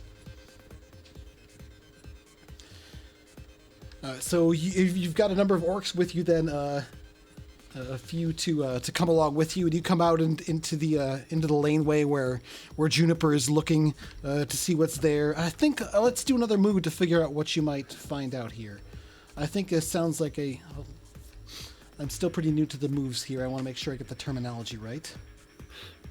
Could I use neighborhood connections to find out if somebody knows what's going on? Sure. Is this who's running past or nearby that you happen to catch the eye of and say, "Hey, you, what's up?" Oh, Parsley Orden, who is the just the halfling matchmaker, because she always has her nose, where it doesn't belong, and she's always finding out what people don't necessarily want her to know about themselves so that she can make the right match. But she's up on the second story balcony of the feast hall, kind of up there, and she's been looking over there. When she sees you, she pretends like she hasn't been watching and more like she's cowering, but she's been keeping track of what's been going on. Yeah. Hey, Parsley, tell me, what news from yonder clank? And then right. I guess I roll a beguiling roll. Oh, tell us about this move first. Is this in the Halfling Reeve playbook? This is neighborhood connections. Calling in a favor or asking for help from people that I know in the Enclave. Okay, much like the other one, you get to choose more things and a better roll, or fewer things and a not as good roll, or your connections might turn against you. Yeah, on a 10 plus, I get to choose 2. On a 7 to 9, I choose 1. But it will cost me dearly. On a miss, the connections may turn against me. So let's hope I don't miss. And this is a beguiling roll, so I get +2.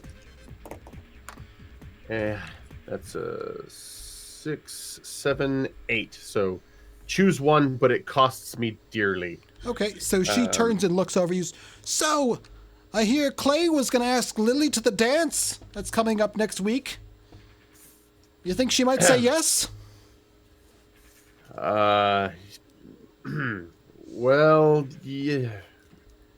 You know how they can be, children with the mind of their own. Oh, no, I need to know. I don't get a good read on that girl. Tell me what you think. Parsley, put your mind in the things that are of now. Tell me what's going on. So she would be Talk receptive about to dating Clay's later. request or not? Yes, I'll make sure of it. Oh, God. Good. Yes, the humans are down there. They're at the gate. They want to open it, but there's a monster there. And then the orc who's stationed there, Durham Tulloch, fine boy, strong arms. I was trying to see if I could set him up with... And then you cut her off. Oh, just right, to hand. Well, they're fighting. The things are bashing at the gate. I saw some glows and some screams, and I think they really, really want the gate open. The humans do, but Durham Tulloch is holding firm. So out of character, the gate. Where does the gate go? Does the gate come into the enclave, or does It comes the gate into the go... enclave from like the underground stuff? Okay, so they are on the other side of the gate fighting this thing, and they want to be let into the enclave so they can be safe, I guess, from maybe Yeah, this. but there's a monster. big-ass monster on their heels, I guess. Ah, I see. So, Humans okay, come I through got the enclave all the time to go adventuring in the dungeons. So they travel through the town and cause trouble on the way sometimes, or sometimes don't. But sometimes they bring back trouble, but usually they do fine. If they go missing down there, then there's always all sorts of problems and questions about what happened to them and suspicions. But yeah, normally it's pretty smooth. The adventurers typically handle themselves well. The humans kind of seem like they know what they're doing sometimes. So I'm clear. The humans on the other side of the gate trying to get back in, and my orc buddy's just like, "Oh, that looks like a monster back there." Nope, gate's closed, buddy. I can't open that. It'll let a monster in, right? And the humans are like, "Open the door, you damn orc!" Ah, what an outstanding lad. I mean, he's doing what he's supposed to do, kind of. So yeah, with that, I guess Aldea and Krogu, are you heading out into the street to find out what's going on, or are you going to hang back in the as the feast hall? chaos kind of starts and this running around and yelling and stuff like that starts to happen, and there's all this activity in the feast hall, I just kind of casually look calmly up to Krogu and say, "A monster sounds interesting. Shall we take a stroll and have a peek?" Let us see what they call a monster today. And from the outside, you can see the door has to swing very widely for this massive boulder-sized troll to unfold himself out the door and begin stomping down the street towards the dark gate. Okay, it sounds like you're all making your way down toward the dark gate. Most of the street is fairly open. A lot of the storefronts are closing their shutters, and people are kind of ducking down and taking cover, just kind of huddling down like they often do when scary stuff happens, which is usually humans making trouble in the town. But well, I guess this is not all that much different. You make your way to the dark gate, and Krogu, you make your way through this gate fairly often, going to and from, the caverns where your crystal grove is. Why don't you describe what this gate is like? Built by ancient dwarves, operated by the Enclave here. It's not a simple door. It's got some unusual function or features to it. It's steam and gear driven. On our side, you could do very little other than sort of turn a wheel that drives steam pumped water to move the doors that open as sort of sliding, but they're great, massive brass and iron things that you can see through. They're kind of grated gates, but they're heavy and nothing manages to get through them when they're closed. Okay, and currently there's a loud clanging sound as you're getting up there as one of the human paladins in full what was once shiny armor is smashed up against those gates and crushed in such a way you see the armor buckle and bend up against the bars, and they slide down with a bit of a crunch to the ground. You can see some other humans around. They've got their weapons drawn. There's a magician with a wand out blasting away at this. I think the first people to get up there would be the orcs, Ruga and your companions. And you can see Durab Tuluk is there, and over at one of the in between some basically like in the process of reloading a big ass crossbow that he's been looking like he's trying to help out with the fight other than not opening the gate. As you're getting up there, try to get an idea of what things are like. Why don't we do the Ken of Fraught situation move? Give me a roll plus kenning. What is my plus kenning? Oh, I have a +1 kenning. Okay, cool. All right. 10. Yes. Okay, so you can ask me 3 questions from the Ken a Fraught situation list on page 26 of the book. Okay, let me switch over to that. I'll list some of those off while you're doing that. Let's see. How may I best slip away, invade, or avoid impasse? What is obscured or being missed? Who or what is most dangerous to me? Where is the person I am seeking? What would happen here if I took no action?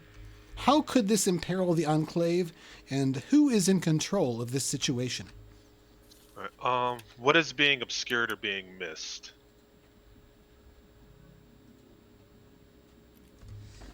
As I approach into this gate. Okay, as you're approaching, you kind of like block out some of the main signs of action that you're able to kind of quickly file away. Is this or that detail that's easily understood? Looking for signs of the unusual, and yeah, it seems like whenever the magician is blasting this creature that you don't have that great of a look at, it seems like it's absorbing the magic and glowing more strongly. So. You definitely are seeing that this isn't just a monster, it's some weird magical thing. And magic seems to be helping it rather than harming it. At least the magic the mage is using, the human mage is using. And you get to take +1 forward whenever you act on any of these answers, by the way. Alright. +1 forward means I think you get to add the bonus to any of the rolls as many times as they might be applicable. As opposed, no, that's once like the next thing. Ongoing is the term for. Sorry, I kind of knew the system. Okay. So you have 2 more questions if you want to ask, but if you're done, that's fine too. All right. Yeah, I guess the other questions are kind of answered pretty by the situation, I guess. They're fairly obvious, yeah. Yeah. It's like, how could this imperil the Enclave? Well, who is in control? Well, what would happen if I took no action? Well, yeah, no, I'm gonna go just ride with that one and keep on my approach. Okay, you get up there and Durab Tuluk races the crossbow and fires it out, and it hits this thing and ricochets off. Again, you're not getting a good look at it because it's mostly a bunch of armored humans and a gate in the way. But it's definitely glowing with this weird purplish glow. What are y'all doing? I guess as a Juniper, you catch up. You're next. What are you doing as you're approaching this? Are you running up with the orcs, or are you doing something else? I wonder if there is a place to sneak around the gate, like some sort of. Like as a smuggler, maybe I would know a way to be able to get past the gate so that I could see what's going on a little bit more clearly without having to open the gate. Does that make sense? Like a little hidden passage or something like that. Okay. That maybe only I know about. Unless you've got some sort of special halfling move for that, I think Ken a Fraught situation would work as well. And you really only need to answer one question. I have this move called Convivial and Shrewd, which is roll Beguiling instead of Kenning to ken a fraught situation. I'm not exactly sure how that would work. By making myself the center of attention. It doesn't seem as appropriate now, but yeah, it's all right, your move. I'll just roll Ken because I can't think of a way to shove that in. Even though technically, mechanically, it says I can't think of a way to make that one. That's a 10. I didn't need it. Okay, so you can ask more questions if you want, but yes, you do have a few actually secret passages that might let you slip through down past the dark gate, one of which comes out not too far from the other side of it. It's fairly convenient. Okay, so that's one question, and then as I follow that down, my next question would be, do I get the what is this monster, or do I get the sense that it would attack everyone else, or is it just concerned with these people? It sounds like there's some specific questions you get to ask for this. Oh, for Ken's situation? Then let me scroll back Let's up. see. It sounds like you're asking either who or what is most dangerous to me, how could this imperil the Enclave, or what would happen here if I took no action. But there's also what is obscured or being missed, which Ruga already asked, but you might get a different answer if you ask, I guess. Or who's in control of the situation. That's kind of obvious for now, sort of. How may I best say? Yeah, who or what is most dangerous to me? Between these humans and the monster. I guess to you personally, I think what is the most dangerous to you is if these humans are wiped out. Especially if it becomes known that you guys didn't open the gate to let them in. Which also seems like a bad idea. All right. Got it. Anything else? I mean, do I have a bunch? You get one more question if you want, but... Oh, one more question? Okay.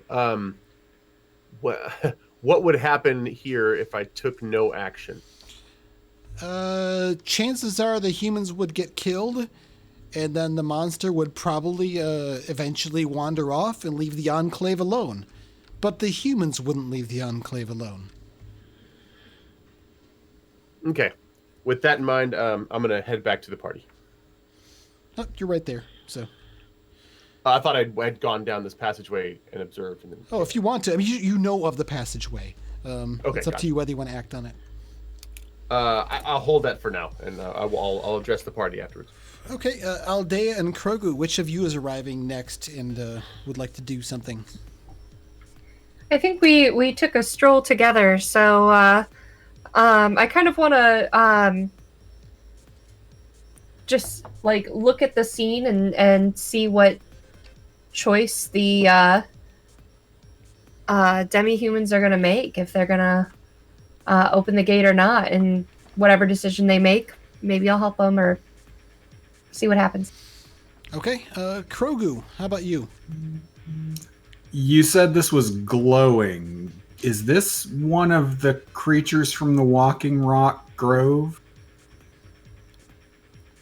Well, they don't tend to glow purple, but it's kind of hard to tell from where they are. It sounds like you're trying to kind of fraught situation as well, or maybe remain serene under duress to kind of ignore all the signs of squabble and struggle around to really be able to quiet your mind and focus on the important details. Yeah, I'm trying to figure out if this is a monster if it's a monster or a creature that I know that if I just go out there, I can sort of shoo it back where it belongs. Okay. So I'm thinking the serene move on that one. Okay, go ahead and roll that. Roll plus serene. Rolled a 7 + 1 serene, so 8. So you accomplish only part of what you sought. So you were seeking to find out if this is a thing that you would have a relation to be able to command or control. So you catch some glimpses of movement here, and it definitely seems like a crystal creature that might have come from your crystal grove or someplace similar. It's not one that you directly recognize, and you're not getting a good enough look to be able to tell, actually. You're not sure if you would, but you think it might be from there, but something's happened to it. This isn't normal. I think at that point, I would turn to the guard and say, Open the gate. I will see to this. All right, Durab Tolok is in the process of reloading his crossbow, and Ruga and the other orcs have just come up. He looks up to you and then looks over to Ruga for confirmation. Do you give a quick nod or say something else?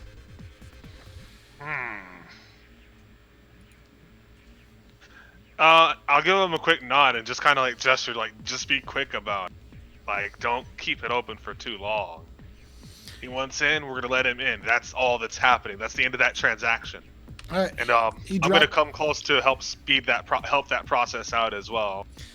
He passes the crossbow to Orcrist and runs over to the really big wheel turning levers or whatever to open the steam valve, which takes a fair bit amount of strength to manipulate since it's old and rusted now. So you go to help with that, and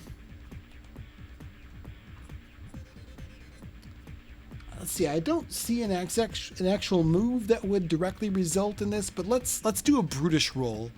To go ahead and see if you can open the gate as well as you want. If you do really well, then you get to open and close it as well as you want. Okay. We'll do that for the stakes here. One moment here. Let's see.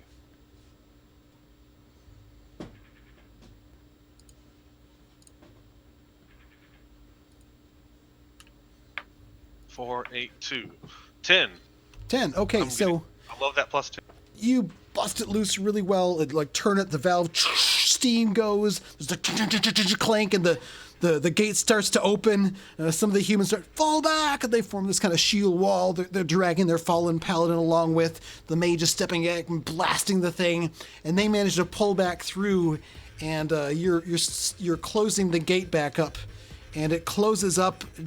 Just as this large crystal spike comes through, and it's stopped. It's glowing, but it sticks through, and it seems to be stuck between the gates. And now there's this big thrashing, weird crystal thing that's glowing purple with these darker veins going through within. That's just kind of thrashing, kind of attached to the gate some. But the humans all got through, and the gate's been closed again without letting the monster through. Oh, I was trying to let Krogu through. yeah, Oh, I'm sorry. I missed. I was going out as they were coming in. I was specifically trying to let Krogu through. Okay. So you let Krogu through. The humans start getting through as well. The result is more or less the same, except now Krogu is on the other side of it. Did any of the other of you want to get on the other side through this gate? You could slip through if you wanted to.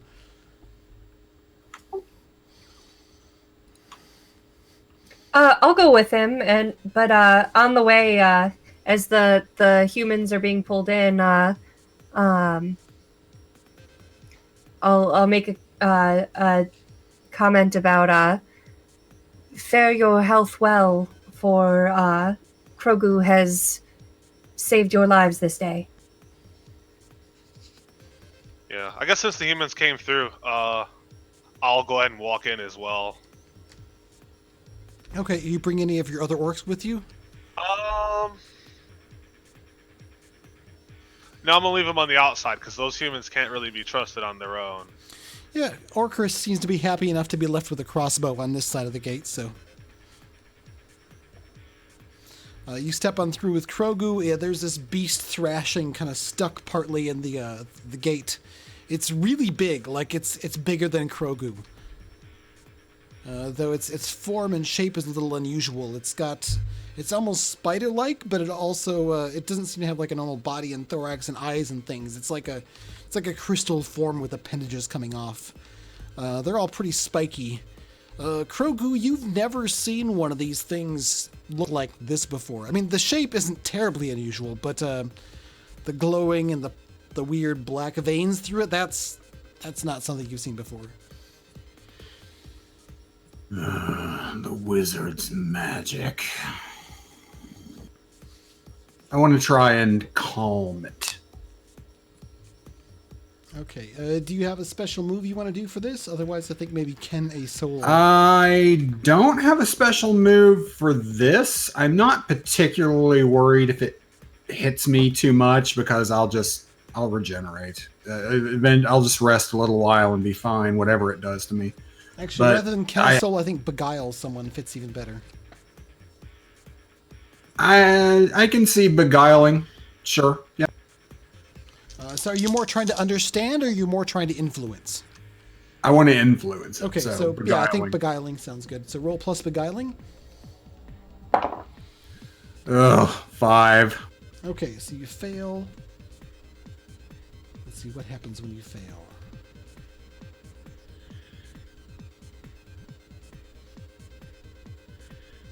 I think it just Probably doesn't help. I think what I'll do is I'll do a reaction to this. Yeah, I think I'll do the inflict harm reaction. You go up to it like, calm, and the thing just thrashes out at you. Like, part of its body manifests a spear of crystal that shoots out and slams into you, kind of smashing against you and knocking you back.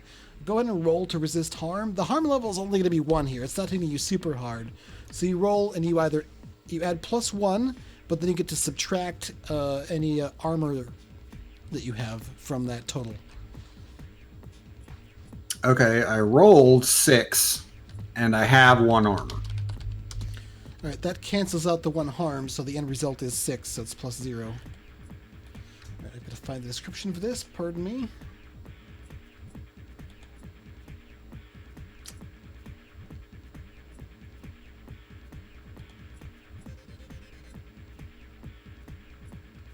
Oh, where's that move?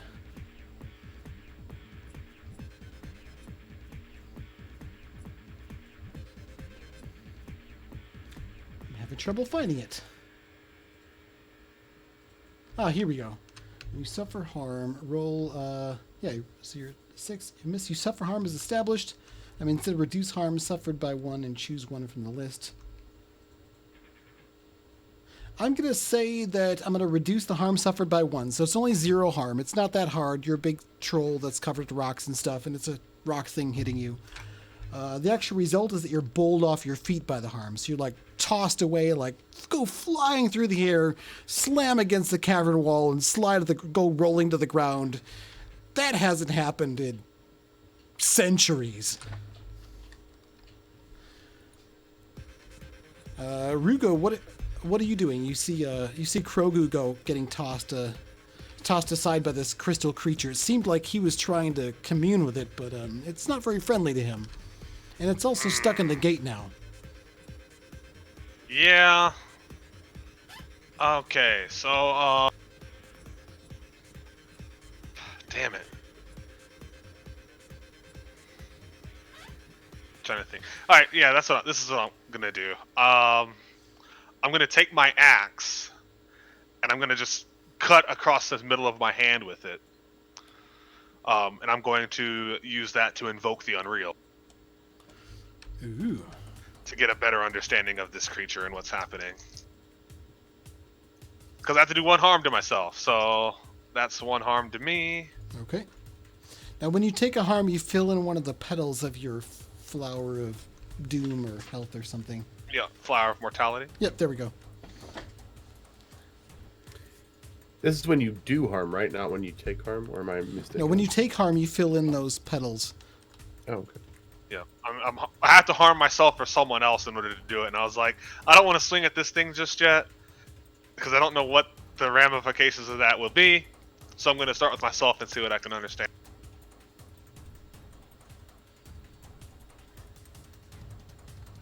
Four, 8, 9. Oh, okay.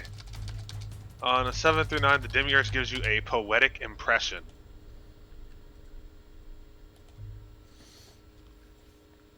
Okay, so can you describe to me what this move is supposed to accomplish for you? Yes, when I do 100 myself and invoke the Unreal while contemplating some enigma or challenge, the enigma being, what is this thing? And how can we make it go away? I open my mind to the blood chaos. On a hit, you tell me something new and interesting, and might ask me a question or two. And on a 10 up, you give me a clear detail. On a 7 through 9, the Demiurge gives you a poetic impression. Okay, you get the sense that this thing is enraged and empowered and has been twisted by magic. If you hope to dispatch or harm or otherwise deal with this thing, you probably shouldn't cast spells or something, or magic wands or whatever at it, like that mage keeps doing. And the mage is done doing that, right? He's not. I guess at this point, I'm going to step in with a reaction, and you turn and say, oh, the mage is not doing that anymore. You see, like, most the humans back there, like, some of them they're mostly hovering over the dented and bloodied paladin who's laying motionless on the ground in the wreckage of his armor on the other side of the gate. But the wizard is finished speaking some words and points this wand forward and just shoots out this arc of dark black and purple energy that hits the crystal. And again, yeah, it sort of glows more brightly. The black veins within it start to pulse, and it thrashes and starts bending, and it might even break loose part of this gate, the way it's looking. That mage is definitely not helping. Yeah. Just a few more spells, I've almost got it, he says. You're making it worse. It's getting stronger. And I just, like, wave to the orc, to the rest of the Tuskborn to, like, keep an eye on him, make sure he doesn't cast any more fucking spells. Like, stop now. Or else, basically. It sounds like you're trying to convince a human wizard to pay attention to you and do something you want. That's not something that they would normally do. Okay. So I think Beguile sounds appropriate unless you want to call upon some other move. Let me see here. Nope, I can't do it with Fearsome Courage. Actually, hold on. That said, he's saying, Aruga is saying this, Juniper or Aldea, do you want to take a moment to step in and say something? Because it does seem a bit risky for an orc to be telling a human wizard to do something. They tend not to listen to anyone, like not even other humans who aren't wizards, for that matter. This particular one is a human you recognize him, a human by the name of, let's see, I'll pick from the list here. Oh, why not? Johnson. It's on the list. The wizard. It's on the list. The great wizard. The great wizard Johnson. He is certainly being one right now. Yes, and he's definitely one of the more arrogant ones. I mean, well, okay, it's kind of hard to tell one from another to that degree. They're all pretty arrogant. But yeah, this one's pretty pompous and arrogant and sure that he knows what he's about. I'm not about interfering with Ruga's choices. I'm more interested in the monster. And if Krogu thought he could reason with it, then maybe I can too. So I think I'll try to beguile it. Okay, so you're sort of moving up to where that spike is sticking through, and you're trying to beguile the creature? Yeah, try to calm it like Krogu was, and appeal to its natural sense, or I mean, it's a creature of earth in some way because it's made of crystals. So I'll try to appeal to that in it. Okay, I think in this sense you'll have to find some way of connecting to it first. So I'm going to call for a Ken a Soul maneuver instead. Okay. So roll plus kenning to see if you can figure out how you might connect to it. Krogu had a more direct connection to these things, but I mean, you've been around them too, but not like Krogu has. There might also be like something in the hive mind too that appeals or like resonates or something like that. But I rolled an 8, and I don't have any pluses to kennings. Okay, so an 8's a basic success. Let me look up that move here. All right, so you get to ask, or you get one. Hold on a second here. Hold 3 questions. Hold on. Okay, so you get 1 question. You can ask, what are you planning on doing? Are you being honest with me? Not really applicable. What passion rules your heart right now? What would you have me do if you could will it so? Or how could I ensure you would... What thing you wanted to do. So... I like the passion ruling your heart. Okay. This thing is maddened, enraged, and in sort of blinding, horrible pain of some kind. It's being driven to become something that it is not. And it can't stop it, and it's thrashing against it. It wants it to stop. And I only get the 1 question, right? Yep. Okay. Juniper, what are you doing during all this? You can see Ruga's trying to tell the wizard to back down, and Aldea's concentrating, and Krogu's been tossed across the cavern into the cavern wall on the other side. You're sure he's fine. He's a troll. Is it possible that the wizard is spurring this thing on? Ruga certainly seems to think so. And Ruga's trying to tell the wizard to stop. And we wouldn't know this wizard, right? Because I remember. Well, you know of the wizard. The wizard's name is Johnson. But it's not like our patron wizard that we mentioned earlier. Okay. I am going to go attempt to beguile the wizard into stopping. Or maybe I can ken a fraught situation and ask why the wizard won't stop, and try to ken this situation using my beguiling, my convivial and shrewd. Okay. So like I'll kind of walk in there waving my hands like, "Oi, sir! Can I Quiet, it's pinned down. I've almost got this thing." Yes, well, can I press on you to explain what you be doing here and why you've brought this thing down upon us? And I'd love to be able to help you, but I'd love to understand the situation. But sir, I'm not going to get out of your face unless you look at me, sir. Sir, look at me. And I'm just going to make myself very annoying until he explains himself, kind of distracting him, and at the same time, making him want me to just go away. Okay. By telling me. Go ahead and roll your, normally be plus kidding, but now it's plus beguiling. Yeah. So that is an 8, 9, 10. Oh, okay. So you get to ask 3 questions on that list. What's your main question? Let me see. Let me get the Ken.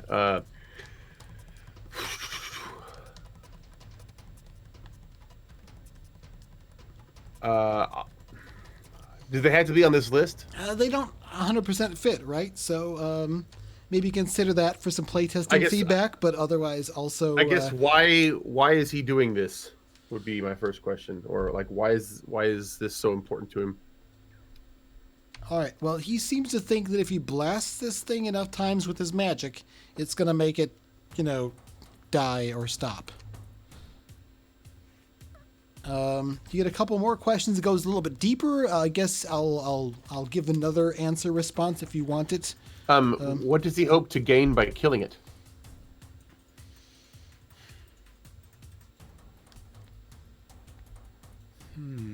Good question.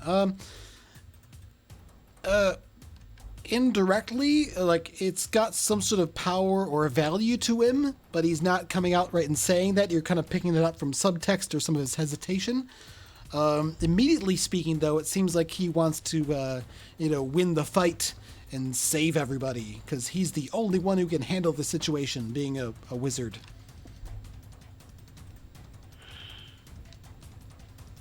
Do you have another question or thing you want more kenning on?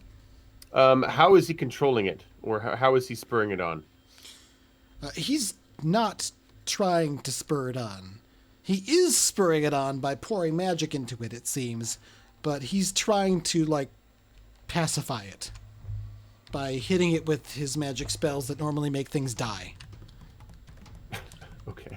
All right, Ruga, you've sort of called out to the wizard, and Juniper's speaking. What move do you want to try to, I guess, take control of the situation?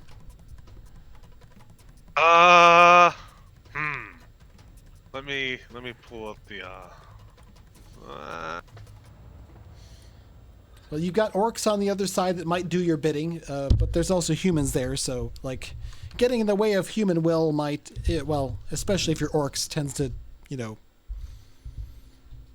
make them do things that are not beneficial to the orcs. True, but right now we outnumber them and they're down a member.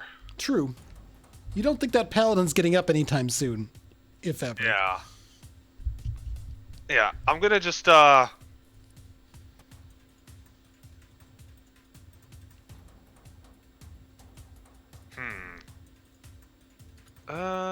screw it. Actually, hold on. Is there Intimidate? Where is Intimidate at? Or is that still gonna be Beguiling?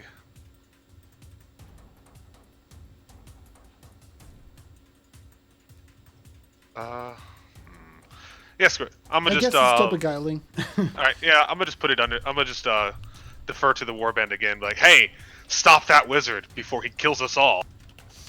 Alright, so go ahead and make a control your warband roll. What's the name of that move? Yep. Alrighty.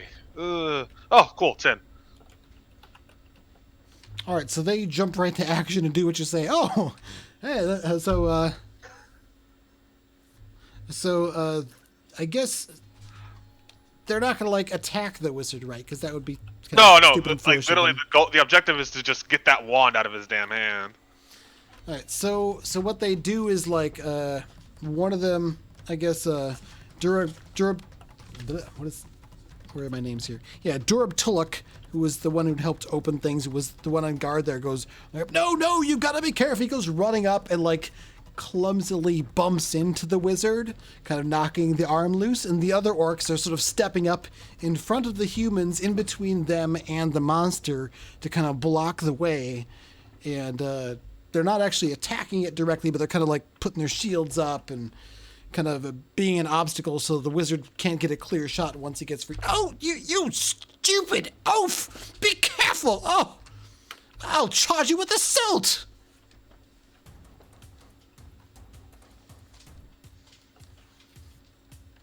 All these buffoons interfering with my magic! Very, very sorry. I'm just a stupid, clumsy orc. Damn right you are. Just go over there and stay out of the way. Let the big boys handle this. All due respect, Mr. Wizard. I think maybe you could let us face the danger. That's what we're here for. Nonsense. This is a magical matter.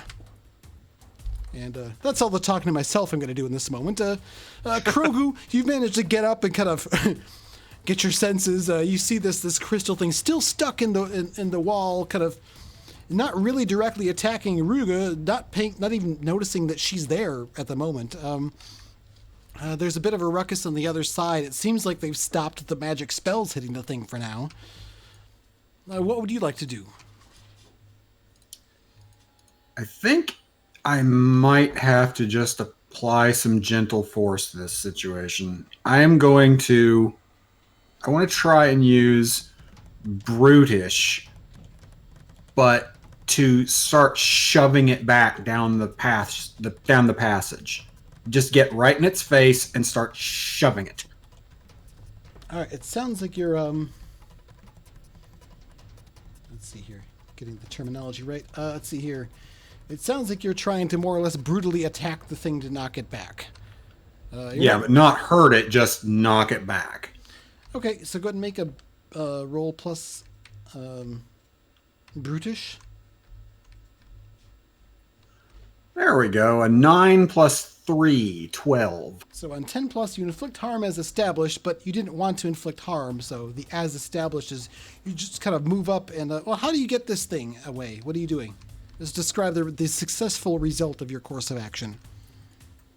It cannot possibly hurt me in my mind, so he just stomps up in front of it, braces himself on either side of it, looking at eye to eye, and just There's no eyes. with his well, Just to clarify. eye to crystal space, puts one foot back on the gate and just shoves it, just with all his might, just shoves it down the passageway, so that the one spike it had through is screeching and scraping against the gate as it finally closes. With that thing on this side. Does the spike pull through the gate and move through, or does it get torn off? Some of it chips off. Okay. Most of it is pulled back through. Okay, so But yeah, it is like flint napped off in places. All right, and you go chucking this thing down the hall some, and it rolls up. It seems like kind of flop a bit like a wounded spider, but then forms back up on the tips of its spikes and rolls away. It seems to be like giving off this purplish, glowish, blackish stuff, almost like it's a fluid behind it, but it doesn't seem to be staying behind like a fluid. It's more like a gas or a glow or something, and it seems like it's rolling away out of sight. Ruga, do you want to go chase it or intervene or do anything at this moment? No, I'm gonna move up a bit just in case Krogu does need further support. But I'm gonna let Krogu kind of handle shoving this thing around. Okay, yeah, it sort of forms up in its weird spiky ball thing and rolls away down into the darkness.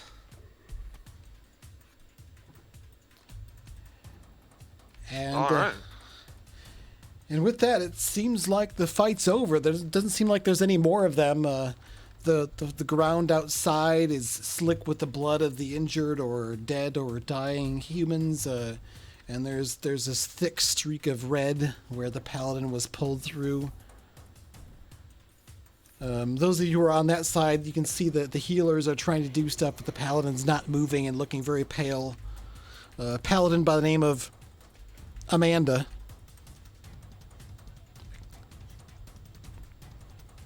You don't know her very well, just by name. You've seen her around.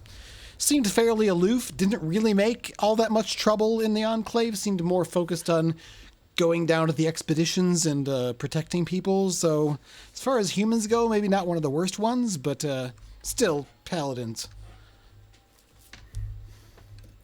And I could try to help her. I think we've helped them enough. But you're welcome to do your own thing. Johnson says, "Oh, no, it's getting away! Open the gates! Open the gates! We must pursue!" We won't open it back for you.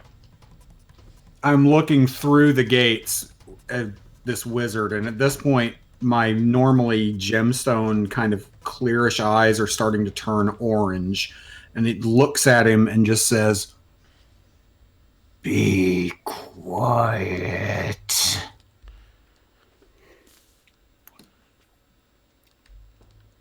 Does Wizard it look does like... go quiet for a moment. Sorry, go ahead. No, you continue. The wizard does go quiet for a moment. Just looks up at you, like seems intimidated for a moment. Then, astonished, "A troll! I thought you were extinct."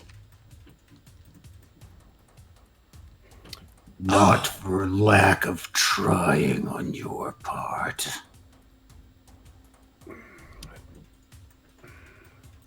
Does it look I like the can- paladin is actually healing the wounds of the wizard or the other person? The paladin is pretty well dead in their armor. There's Oh, it's the paladin that's dead. Yeah, yeah.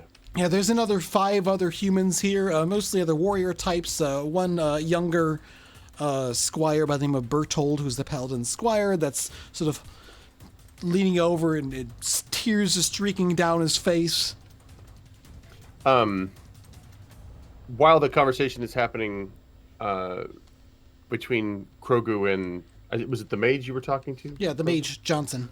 Yeah. I'm gonna start waving for people to get the injured onto stretchers and move them to the feast hall. Okay. And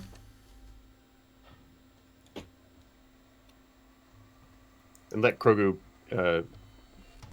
deal with this wizard. Go ahead and give me a serene roll to remain serene under duress. There's a lot of chaos happening. You're trying to get like, hey, let's get some help going and get things back to normal here. It 10. seems like 10. Oh, okay. So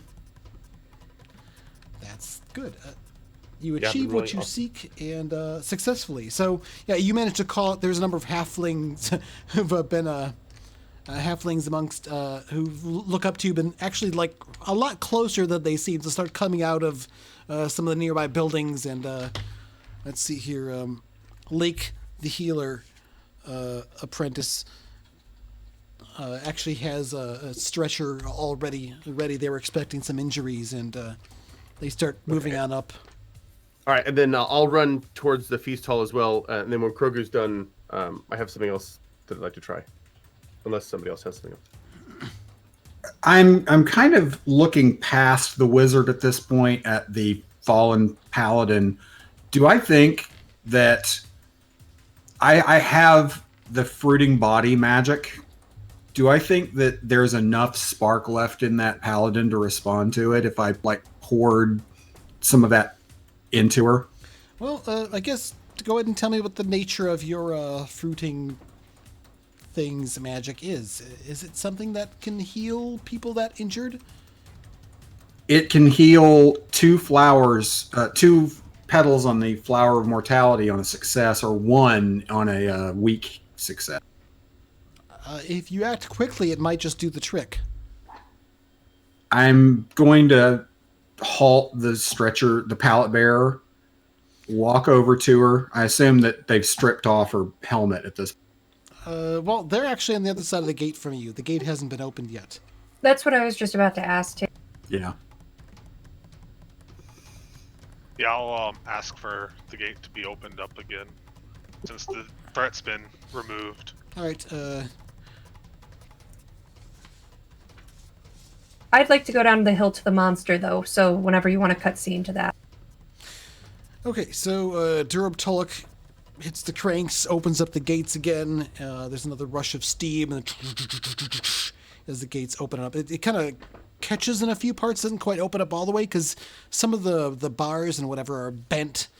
And there's this kind of clinking sound as bits of whatever this thing was kind of fall to the ground and scatter around. And the wizard goes, ooh, and starts collecting them. As he's distracted by that, I will walk over directly to the stretcher with the fallen paladin. I will use one hand to sort of crack the stone of the palm on the other so that there is a sort of a sparkling blood that's coming out very slowly. I'll rub it over her lips so that it goes into her mouth and then just sort of breathe onto it with some words of the ancient Stoneborn language. And then I'd have to roll a fulgent. Okay, make your fulgent roll. As you're doing that, the squire's like, no, stop, is putting his hands on you, trying to stop you, completely ineffective. The wizard, he's doing something to Sir Amanda.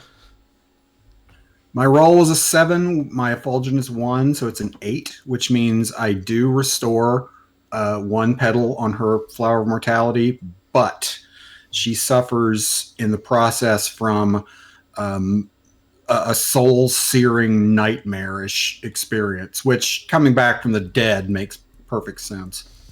Okay, yeah, so she thrashes some and coughs and starts to scream in pain, tries to, and you realize that like she's kind of healed, but her armor is dented in such a way where it's still sticking into her body in certain places, and you have to sort of like pull that loose, and it's definitely not a dignified experience, and it's obviously incredibly painful to her, and she's also still horribly injured afterwards and passes out from the shock and pain, but it seems like she's alive.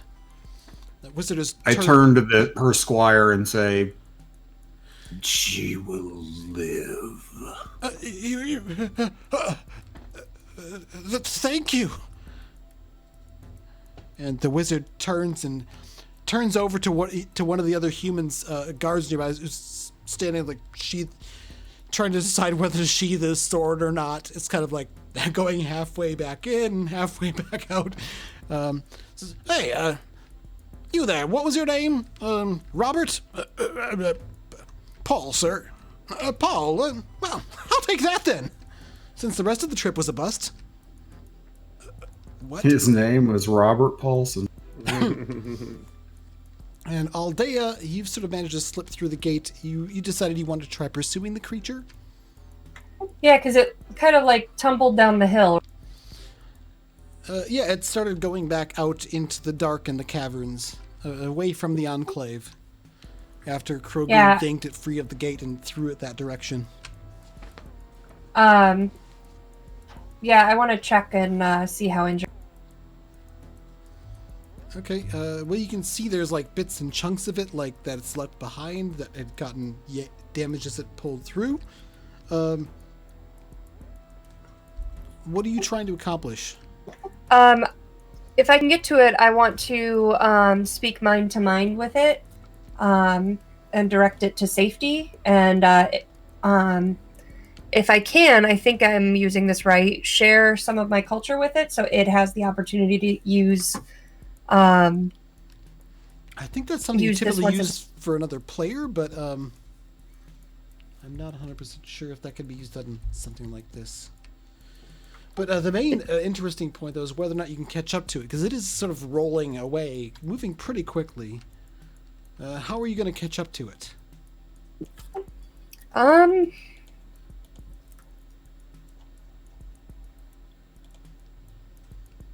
Don't worry as much about the exact game term roles here. It's more, I guess, one of the key things about the system is you sort of describe what you're doing in the fiction, and when you do things that trigger moves, the moves come up. Also, other times the demiurge might call for certain moves, or you might bring up, I want to do this move, but in order to do the move, you do the thing that triggers the move. So I think what I'll do then is extend the branches that are surrounding my body, and extend them also almost like the girl's shoes from Portal that kind of bounce and like are extended. So like her legs just get longer because she's extended on these branches, so her stride gets a lot longer, and she as she races through the mountainside. All right, so it sounds like you're relying on Effulgent, more or less, to do this, calling upon your magic powers. So go ahead and make a roll for that, and we'll see how that goes. I can't think of a specific move that it fits, but I mean, it makes sense to fall back on that stat to do this. So you are invoking the Unreal, is what you're doing, I guess. That would be the move, right? Yes, and that's a 10. So why are those moves, the invoking the Unreal, like in a separate category, I wonder? Well, there's basic moves that might apply to like any kind of thing that you're doing, and there's playbook-related moves that are specific to different non-human races. And then I think this one's different, like set aside in that it's its own weird thing. Yeah. Similar to the Magic and Gangs of the Undercity, if you've heard of that game, Opti. The magic has like just different. Like, it's basically magic, and everyone has like their own little weird Different way of how they flavor of access it. Like I beat people and can acquire magic. Yeah. The fruiting body thing was my Effulgent invoking the Unreal myth. Okay. Yeah. Okay. I can cook people a meal and heal them. So. I'm going to say that you managed to do this in such a way it helps you move faster because you got the 10 plus. You don't end up having to fill up a petal of your Flower of Weariness like you might otherwise if you didn't roll as well. So you do manage to get the speed that you need, and you start catching up to this thing. It's moving fast.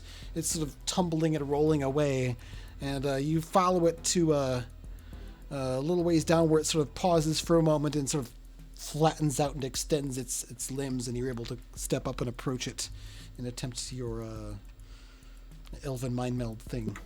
Awesome. So yeah, I get to roll. Wee, here, Paige. It seems less glowy, and like the black veins inside it are more thin lines at this point. You're. Hello? I think you're good. Okay. Yeah, I think it was just PTT snapping really quickly. Okay.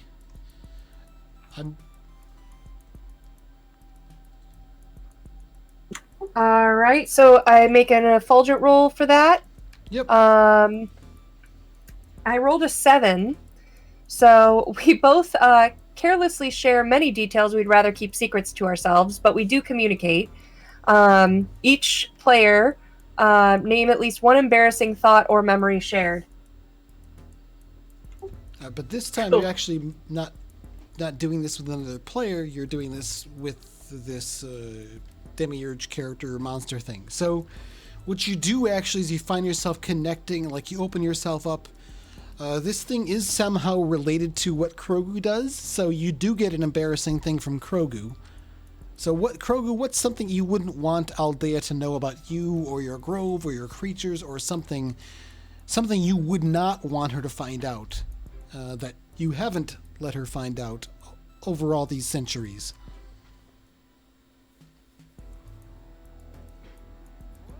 While you're thinking about that, I'll tell Aldea what she's getting from this thing. This is indeed a creature from his grove area.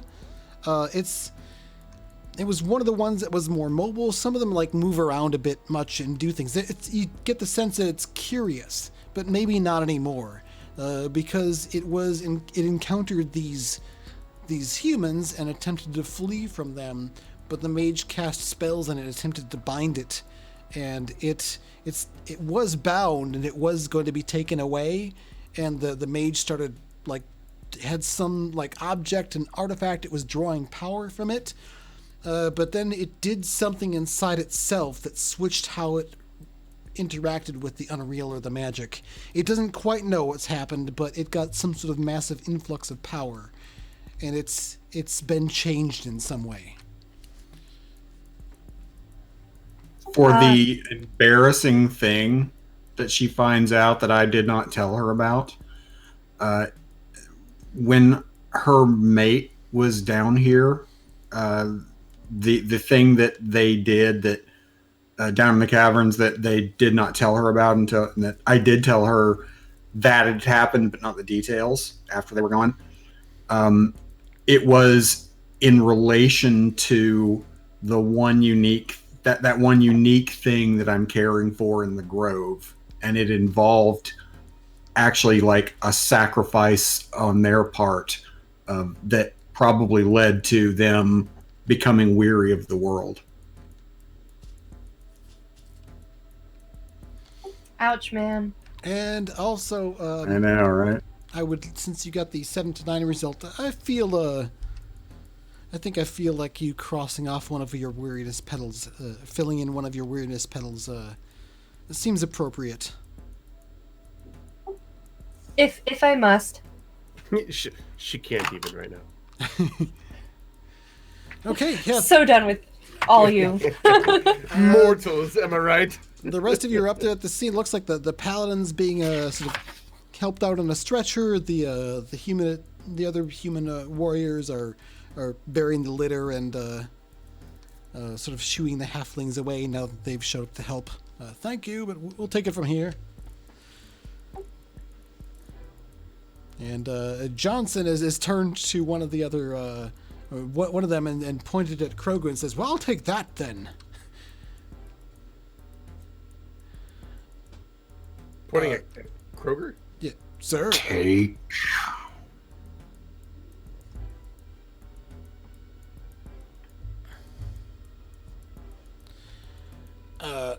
Sir, we should probably get the paladin back for proper healing.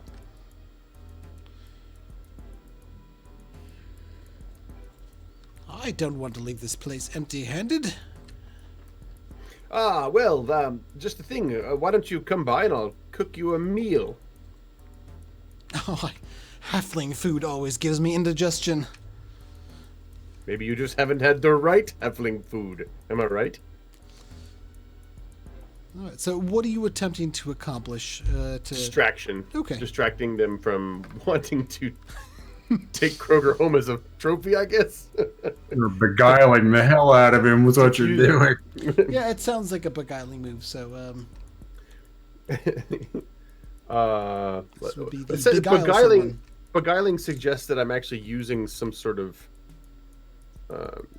coercion or lies against them. So I'm trying to figure out what I might be trying to use against them. Like, you could remain serene under duress. That's calmly probably, resist the unwanted effect of them trying to take your troll with them. Yeah. Resist the urge to poison his food. That's a 4. Actually, that's a 6, but still, it's not going to work. No! Don't take him. Take a nice rest in the food hall, feast hall. Right? Come on, and I'll grab them by the arm and start trying to yank them. All right. As you grab by the arm, you realize that was a big mistake. As it pulls their robe back. You touched me. Don't touch my robe. Stand back. I'm very clean, sir. I wash daily. This was your doing, wasn't it? He says to the troll. Well, we don't have the means to retrieve you at this point, but don't go far.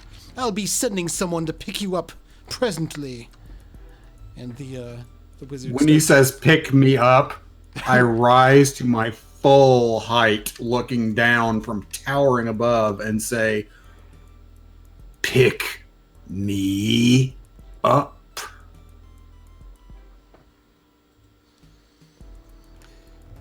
Well, more a figure of speech, I suppose. What a marvelous specimen. I can't believe there are any of you left. Just the potions I could make. This is one of those moments I really don't understand Kroger, because like what he should be doing is shutting his mouth, and yet like he's got such a pride, and I'm like, why is he doing this? He could just like walk away and hide, but he's standing there all proud. What is wrong with him? The other one, let's see, what was it? Berthold, that that Johnson had been speaking to, the I guess lower ranking soldier, sort of has stepped up next to the wizard with his hand on the hilt of his sword, which he's decided to put all the way in the scabbard, by the way. Generally looking a bit nervous, like, I really hope I'm not expected to draw this right now. Sir, the paladin, healing? Right, of course. Matters at hand. What a disaster. And he reaches down and picks up one of the chipped things of the god. Maybe not a complete waste after all. And looks up at Krogu. Again, don't go far. Oh, the things I can make with you. Turns over to Juniper and says, I'm a bit disappointed with you harboring such beasts in the area and not reporting it to the proper authorities.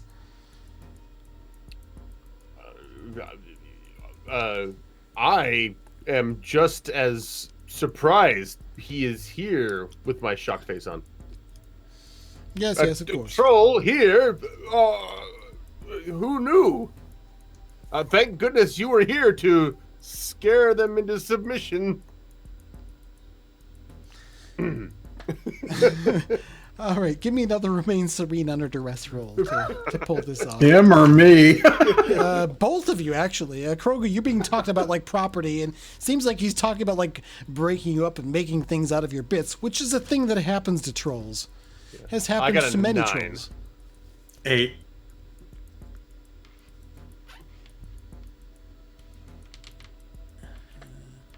All right, with it, both of you partially succeed, so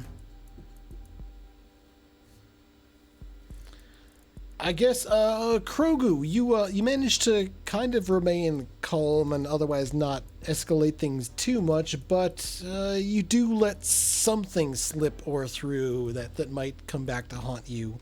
What is that?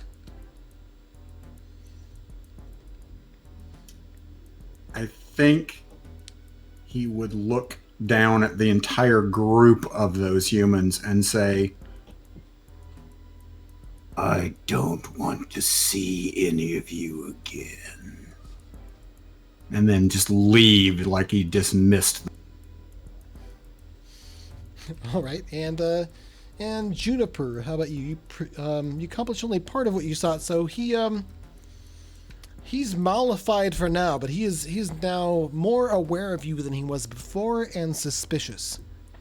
I see. Well, we'll just have to see about that.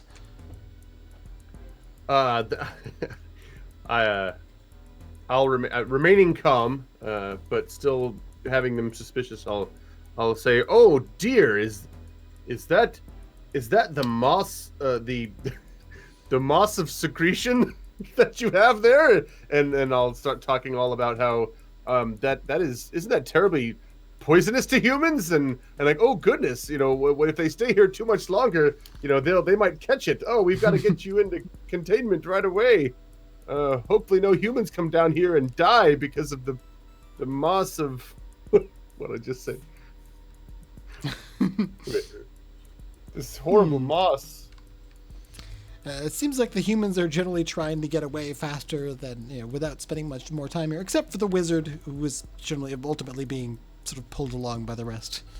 It seems like he's the ranking officer at this point, with the paladin being down, or maybe he was before, but they make their way toward the outer gate to leave your enclave. Ruga, how have you been? I guess the orcs around you have been. Durub Tilla has been, I guess, calmly kind of watching, seeming a bit nervous. It seems like he's a bit nervous that you might be upset with him for how he handled things. Orcrist is just kind of giving the humans this mean, pissed off look to their backs, but anytime one of them turns back, it's like classic play. Well, one, Ruga's not upset with Durub Tilla. What's the name again? Durub Tilla. Durub Tilla. Yeah, no, Durub Tullik. Ruga's not upset with any orcs here, or any Tuscarora here right now, because everyone did what they were supposed to do at the end of the day. She's really upset with this wizard, and she just bit her tongue the whole time. And they're just like, I'm not going to threaten his life. I'm not going to take his life. I'm going to just let him leave. Things are going to be peaceful-ish. And if he comes back, we'll have problems again, and I can worry about that later. But right now, things are running smooth. But just barely. Okay. She had many choice words that she wanted to utter at those times, but she held her tongue. It sounds like Ruga is also trying to remain serene under duress. Oh, absolutely. So go ahead and make a roll for that. Roll plus serene. Okay, let me see. I think that's going to be a 7, actually. Let me double check.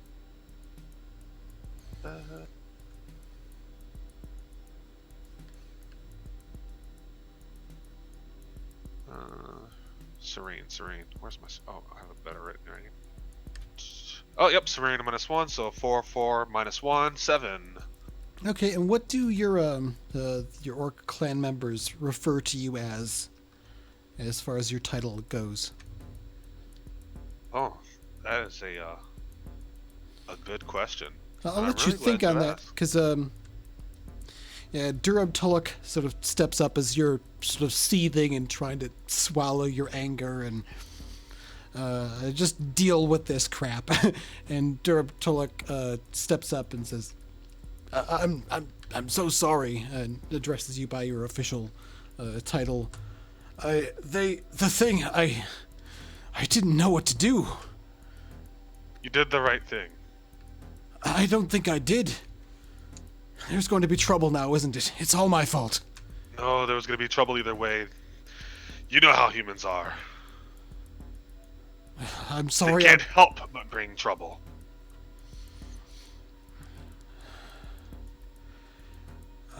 Had you have opened the gate, we'd have had problems there. Had you left the gate closed, problems would come follow us later. The moment they stepped in our home was when trouble was here. There was no avoiding that. But what should I have done? What was the right thing to do?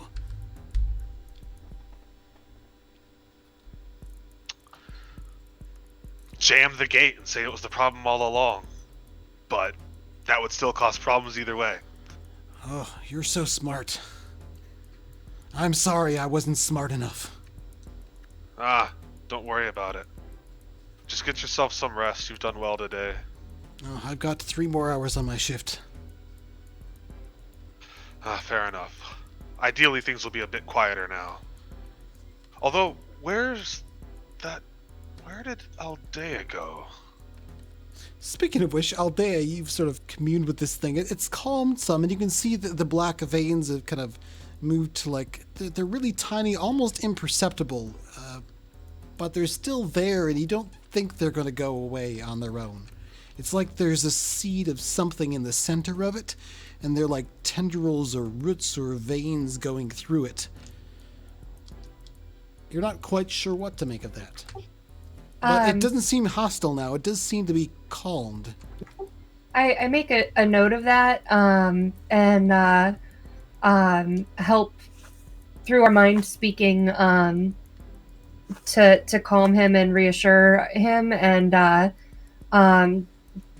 tell him that I can protect him until nightfall, when the humans should be back to the city and asleep, and then he can make his escape. And I kind of advise him on some of the routes that I took to get here. But in the meantime, what I can do while he kind of collects himself and licks his wounds until nightfall, I can flip my cloak, and I kind of wrap. I'm small, so I kind of wrap around like a leg, kind of, in a hug, and then like spiral tree kind of forms, and we just blend into the hillside until nightfall comes and the humans pass. Okay, this thing doesn't go to sleep so much. It pulls itself in on itself. It can't actually get smaller, but it can, maybe be less spread out and take up a bit less space. So you're able to camouflage it maybe better than you'd hoped. And the rest of the day and evening passes uneventfully, with this thing being very still and dormant. You can sense the mind beneath somehow, and its unease, but it's a quieter unease. And I tell it as the night falls and I say my goodbyes, I guess. I also say I have gifted you with the ability to continue this link at another point should you need my assistance, and if I am able to give it, I will respond. Okay, you get a response that isn't words so much, but your mind sort of puts words to the thoughts as you try to think of them and put them in a context. Some of the effect of gratitude. I am changed now, cannot return home. I will find a place and find what to do. I will speak again if I must, kind of. It's grateful for what you've done, grateful that you have some way to connect with it, but also feels like it's been changed or broken in some way and isn't going home. I wish it luck. And as you do, you see it becomes more of a compact ball, less spiky than it was before, but starts to roll away down one of the tunnels. And I pick up some of the shards too on my walk back, just kind of to keep close to me. I think that's a good closing scene there, as you sort of reach down and pick up one of its shattered off bits that fell off, and think on this, and that's the end of our first tale. That was quite a conundrum. I enjoyed that. Yeah, so this is fun. It's a bit of a challenge finding the right moves for things and getting to make sure I'm using the right things. But I think I mostly did all right, figured it out. And you guys were doing really great, coming up with lots of neat ideas. I really had very few plans going into this. I knew there was going to be something involving humans bringing back trouble from a expedition, but Krogu or Trav, you gave me the ideas for the crystal stuff down there.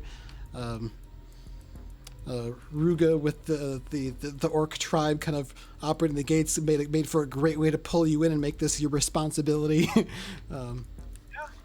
Aldea doing the weird magic stuff to connect with it, and I think we got to see a good side of the halfling things too.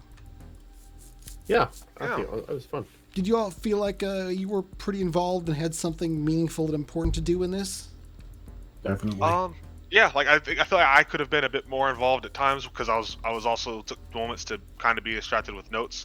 Because at one point I did forget I was actually taking notes. Oh, awesome! Like I gotta say, we got to about I don't know, maybe 20 minutes into the actual adventure. So I was like, oh, I should be writing some of this down. Yeah, when I said before in our text that I suck at notes, that's why. I just get too involved in running and paying attention to things that I forget to write down. Yeah, no, I couldn't imagine running and actually doing it. Because, in this case, I had time to just sit down and do this while Krogu was trying not to murder these guys. Which was fortunate, because had I been more active, Ruga probably would have tried to murder them, too. I had words in head for, oh, man, if I speak up, these are the things I'm going to say and or maybe do. I feel so much closer to you now. You feel the blood rage. But yeah, no, that was kind of the thing. I was Opti was, he's like, hey guys, let's just be merry. And it's like, all right, I'm not going to sit there and screw this all up with, hey, want to know how many battles the humans lost even though they won the war? Because it wasn't one-sided. But I decided. Yeah, so that was part of what I was struggling with is, how, not working the team together in terms of combat, but working the team together in terms of the totality of the adventure, right? So in a normal game, you might know exactly what your role is in combat.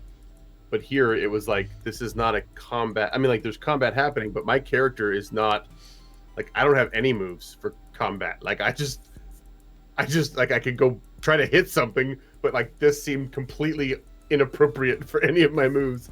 And so I'm trying to think of how it's basically me trying to figure out this character and the scenario without using the normal set of tools. So that's I guess powered by the apocalypse, right? That's in some ways also I think a bit of demi-humans, because while it was a combat situation, combat was not the way to most effectively resolve it.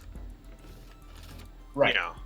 If anything, combat might have exacerbated the situation, or just, I mean, you could have fought alongside the humans, defeated the monster, but I think what you did was maybe the best possible result, except that now the wizard knows there's a troll that that he wants. I mean, yeah, we'll have plenty of other opportunities to beat the brakes off of some humans if need be. But I do agree that I think this was the absolute best outcome to really hope for. Fighting alongside the humans, I didn't like that idea at all. Mostly from a character's perspective. I was like, yeah, Ruga would not help humans just out of the blue if she could avoid it. If we're all on a boat and drowning and I can plug the hole, that's not as far as helping humans Ruga's willing to go. The situation involves that the humans, if you don't help the humans though, then you could get all sorts of trouble. Yeah. So, the theory was that she was going to let Krogu through, and Krogu was going to do the whole talking to the monster thing, and if that didn't work, the humans died, and we had gate problems. I don't know, and just deal with that drama later, because it's going to come, but it's just push it further ahead. It's dangerous in the caverns. And what were you saying, Sarah? Okay. I remembered also that when I didn't want to interrupt the flow, but when I rolled that 7 on the mind meld, technically it learned something about me too. But I was thinking more Krogu focus since it had the link with him. And so I was thinking about what mine would be, and I think it kind of plays, like now in hindsight, I think it plays even more nicely into it that what he doesn't know is that I didn't. There are many different ways the path could go, but I don't see him in a future after coming to this spot. So I like basically brought you to help, but it could also mean you're. So I think that played well with the wizard and stuff like that, where it's like a whoops. That's cold. Dark. And Opti, I like it. do you remember what you were going to say? No, but it must not have been important. Okay, sorry, I interrupted you because I know Sarah was trying to say something before, and No, it's fine. all right. Awesome. Well, ending the tale. I think this is the end of this particular tale, right? It's fairly closed. I mean, there's other. It's certainly not the story isn't over. We have two more episodes we're doing later on this week. One tomorrow and one on Thursday. And I guess when we end the tale, there's I think we go around and ask the table which other member of the company came to understand their character better. So, I think we'll start with Aldea. I think Krogu and I have an understanding. Okay, so Krogu take +1 gnosis to Aldea. Which brings me to a 4 of her. Ooh, that means you get experience. Yeah. Yep. And then it resets. Does it reset to 0? It resets or- to 0. Yep. Okay. Okay. Krogu, do you want to do the reciprocal thing there? Or pick somebody else? No, I'd say we learned, she and I, something about each other during this, so yeah. All right. What about Juniper? Which character learned more about you? I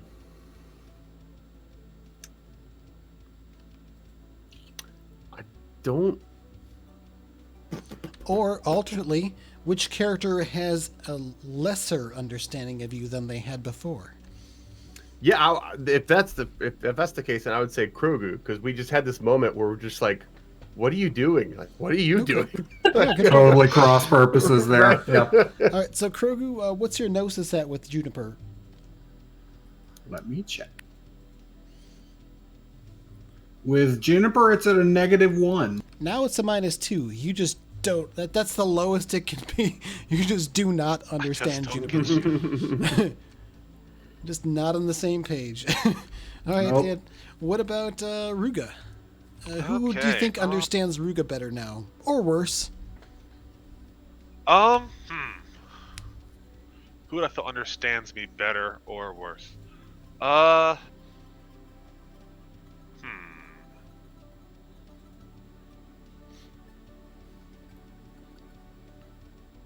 I think Krogu understands me better, just with the whole getting involved in that tension between, like, he's being talked down to like he's property by this pompous human, and he's like, you know what? No, screw this idea.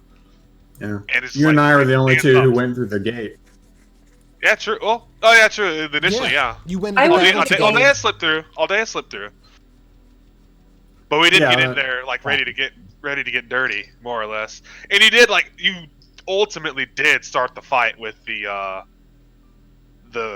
crystal beast as it. So it's like you do kind of understand that, like, call for combat, so to speak, that drives Ruga substantially. That takes Krogu to a 3, +3 gnosis with Ruga. Yeah, you feel like you've got a pretty good understanding of Ruga right now. You two are pretty well, pretty much in the same frequency, so to speak. Okay, so 107.5, the bash. All right, so next is the Enclave's Flower of Human Antipathy. There's 6 petals, and the one might wilt and die at the end of each adventure. If we feel that the Enclave has made humans think less of it. I think this is a consensus thing, but I think as from my perspective as the Demiurge, you did pretty well whatever you could to make the flower petal not wilt. None of the humans died when one of them should have, right? So it seems like you pretty well not increased human antipathy, though you've added the additional curiosity of the wizard who might want a new troll. What do you all think? That was my thought as well. Yeah, same. Yeah, I think in general the way this game works is it should be more likely for the petal to wilt than not. But I thought this was a pretty strong not wilt.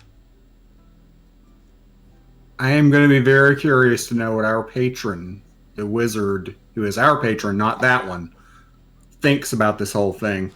Especially whether or not they knew there was a troll attached to the Enclave until now or not.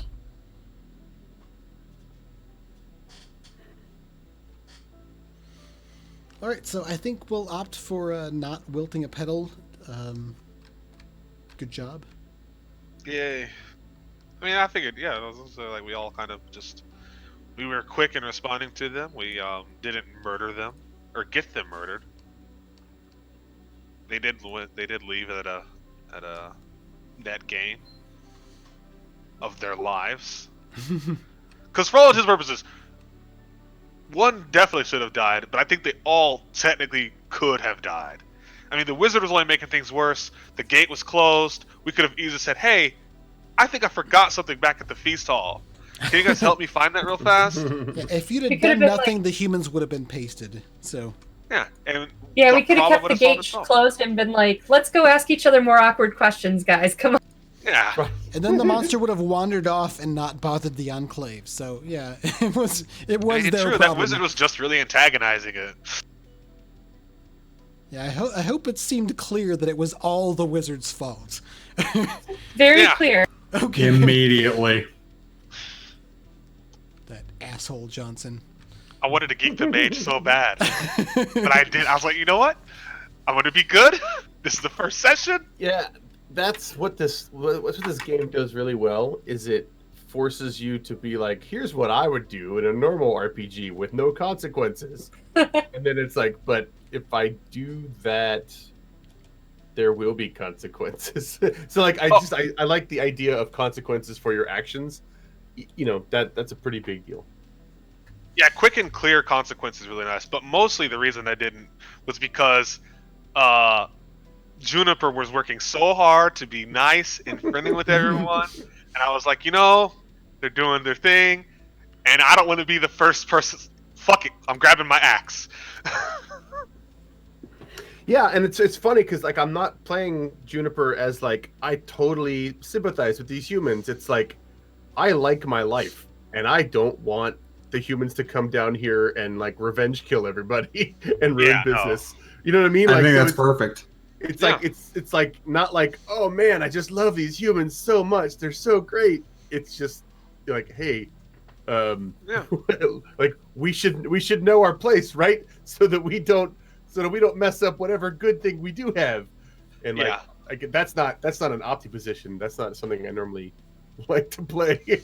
That's fair. Yeah, it's been really interesting for me too, because I tend to be very much a doer. So I'm like, you know, I'm like, this is wrong. We should do blah blah blah blah blah blah. And so being the character that sits back and is like, this doesn't affect my mission, so I'm just gonna watch. And that's really hard, but really different and fun too. I have to ask myself, what would someone wiser than me do? Yeah, and the antagonism or the weird cross purposes that exist between us, like, feels at home here. Where like in another RPG, it'd be like, why are you doing this? Like, why are you purposefully antagonizing my character? True. Yeah. But that is true. Like, I felt like even though the party was more or less together, it did feel like we were all in our own little bubbles with our own separate missions. All like shoulder to shoulder with each other, basically, which I thought was really neat, interesting. Also, I will say this is probably the closest to the closest what's what I'm looking for? Interpretation of racial tension in an RPG that's actually not felt like just a pain in the ass. So you get this human, he's like, I own everything. This is fine. What are you orcs doing here? Getting in my way. Screw you. And I was just like, you know what, man? I want to murder you so bad. Right. I can. I totally can. And just no one would have to know it was me. I've already made one orc disappear at peace. You can do it again. But I was like, you know what? Nope. I'm gonna just let it rock. We're gonna be peaceful. And when he comes back, then maybe more trouble can come. But this time, we're gonna have a good first impression. And yeah, it'll be smooth sailing for everyone involved for now. Yeah, so like being able to do that without this sort of ham-handed one-to-one correlation between species and races or other people, like like we all put as much like flavor into these characters as we could, and yet that still happened, right? Like that the dynamic between the demiurge and everybody else is so baked in and so natural feeling that I think that's exactly what Z was talking about. Awesome. It didn't feel like I was like, okay, cool, I guess I'm going to be the blank character now. Like, it just kind of happened naturally in the course of, playing the demiurge and playing these characters. Yeah, like definitely. Like even though like my character in its name is Orcish Warbender, I bring the war. It didn't feel particularly unnatural for me to not do that, even though doing it would have been felt very good and very natural.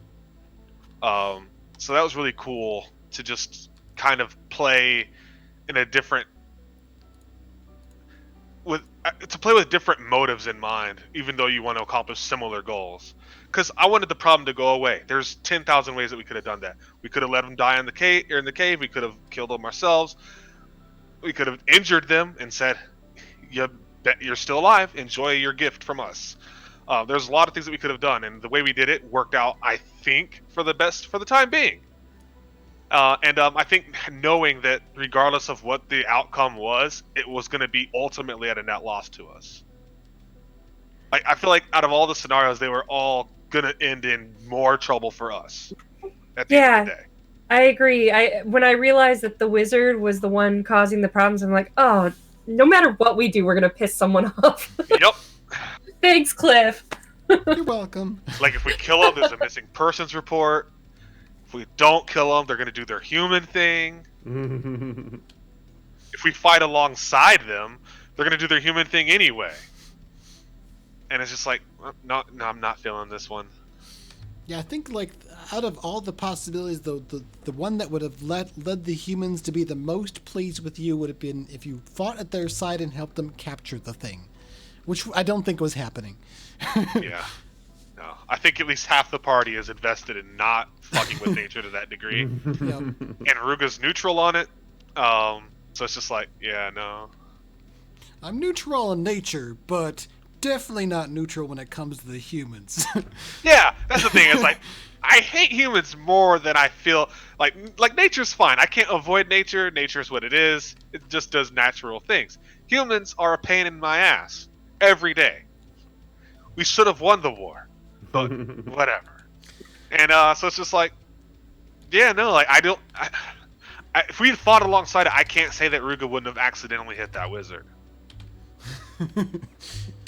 I'm real interested in trying out next time we play the Gnosis roles, like helping or hindering. Yeah, we didn't really So have much of that. I feel like we could have resolved that, but I didn't have enough I was knowledge going of the system to, but I didn't read on it all, so I didn't want to do it. I kind of teamwork. Yeah, I think. I kind of forgot about it. There were for a lot of while, times where some of you were like, "I'm going to do this, and I'm going to do this," and I broke it up into separate roles. Where I feel like maybe a Gnosis role would have fit some of those a little better than what we did use. So I think that's just on me just getting to know the system better. But I'm glad you said that, because that does highlight that. And the Gnosis roles are such a big part of the game, I think. Well, And I mean, one like we didn't really touch that on actually much. highlights our the way we played today. Actually, is probably a good idea then, because we were all completely on different pages, but we could actually get a lot more done if we start focusing fire on our problems instead of all doing our own thing. And see, That's that's cool. where our gnosis comes in, because our gnosis with each other was relatively low. Right. So we weren't really on the same page yet. And then coming in the next session, we've got higher gnoses with each other, and we'll be able to work together a bit. Mechanics in real life. It's definitely something we need to play with in the next session. Oh, absolutely. Like, All right, I I'm think we should next on wrap being it up pulled here into fantasy. with. Oh wow, it is kind of late. Yeah, we're past our time, but it's been fun. I've had so much fun with you all. Thank you so much for joining me for this, and thanks so much for the chat for joining us. And we had a great time. And Reverend for that cheer at the end. I've specifically not done any sort of gimmicky things like if you cheer or whatever to kill the stream boss, because I just wanted to play the game as is without introducing that. It works well in some streams, but I figured we'd just be here and play, and if people cheer and subscribe, awesome. If not, well, we're busy here playing the game and having fun, and hope you have fun with us too. So, but yeah, Thanks for being here, everybody. Yeah, I think I really hope Palmer can make it next time, because I think introducing him as the human trader as a follow-up to this would be a really great way to bring his character in, because he was outside the Enclave when this happened, and he might be like showing up and like, hey guys, what happened? I heard the wizards are planning something, or I don't know. But yeah, this has been a lot of fun. It's I think the second or third time I've played a Powered by the Apocalypse game, and the other time was with my kids playing Dungeon World, and that was a lot of fun. But Yeah, I enjoyed it. It's the only other one I played. Yeah, I actually really enjoy this. That said, I kind of had a feeling I would once I started reading into it, because like Opti invited me and he's all, hey, what are your thoughts on this? And I was like, I'll look into it. And I was like, it's fantasy, and I'm like, but then I read, I was like, you know what, this actually sounds kind of neat. And then playing, I was like, this is actually really cool. Yeah. so I can see that, like, these are meant to be small campaigns, right? Like, I don't see me playing this character for a year, you know what I mean? Like, or more. They seem to be like, they seem to have a limit, you know what I mean, of how much they can actually grow. Yeah. At least that's my feeling. I don't know. that, and there's only 6 flower petals on the flower of human antipathy, and when the last one wilts, your next tale will be the last one you play in the campaign, because the Enclave's done for. Your characters might survive, other Enclaves might survive, but that's the end. I think that's kind of the natural conclusion of the campaign, but with the possibility of making things better if everything goes well enough, or if you come up with creative solutions, or I don't know. It seems possible to redeem things in a more hopeful direction, but it also seems very weighted against that result. Yep. Got to start the non-human confederacy and take the land back. That's the only thing you can do when you lose that last petal. Starting with all 750 of Yes. And with that, let's pick a raid target. Anybody have a suggestion on who we should jump into in a raid? What about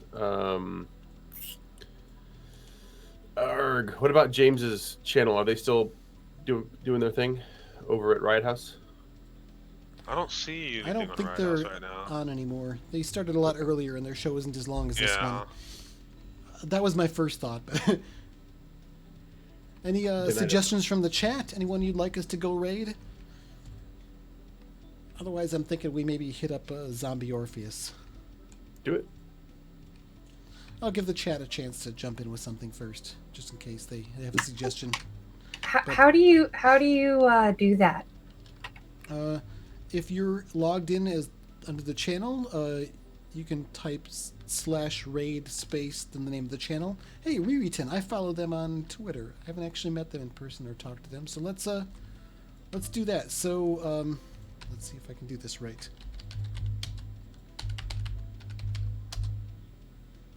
All right, looks like it's gonna work. In about less than 10 seconds, we're gonna raid over there. Go say hi from the Shadowcasters Network and play nice. All right. Bye, you, everybody. everyone. Bye. Take it easy, y'all. See you tomorrow. Yeah. See you next time.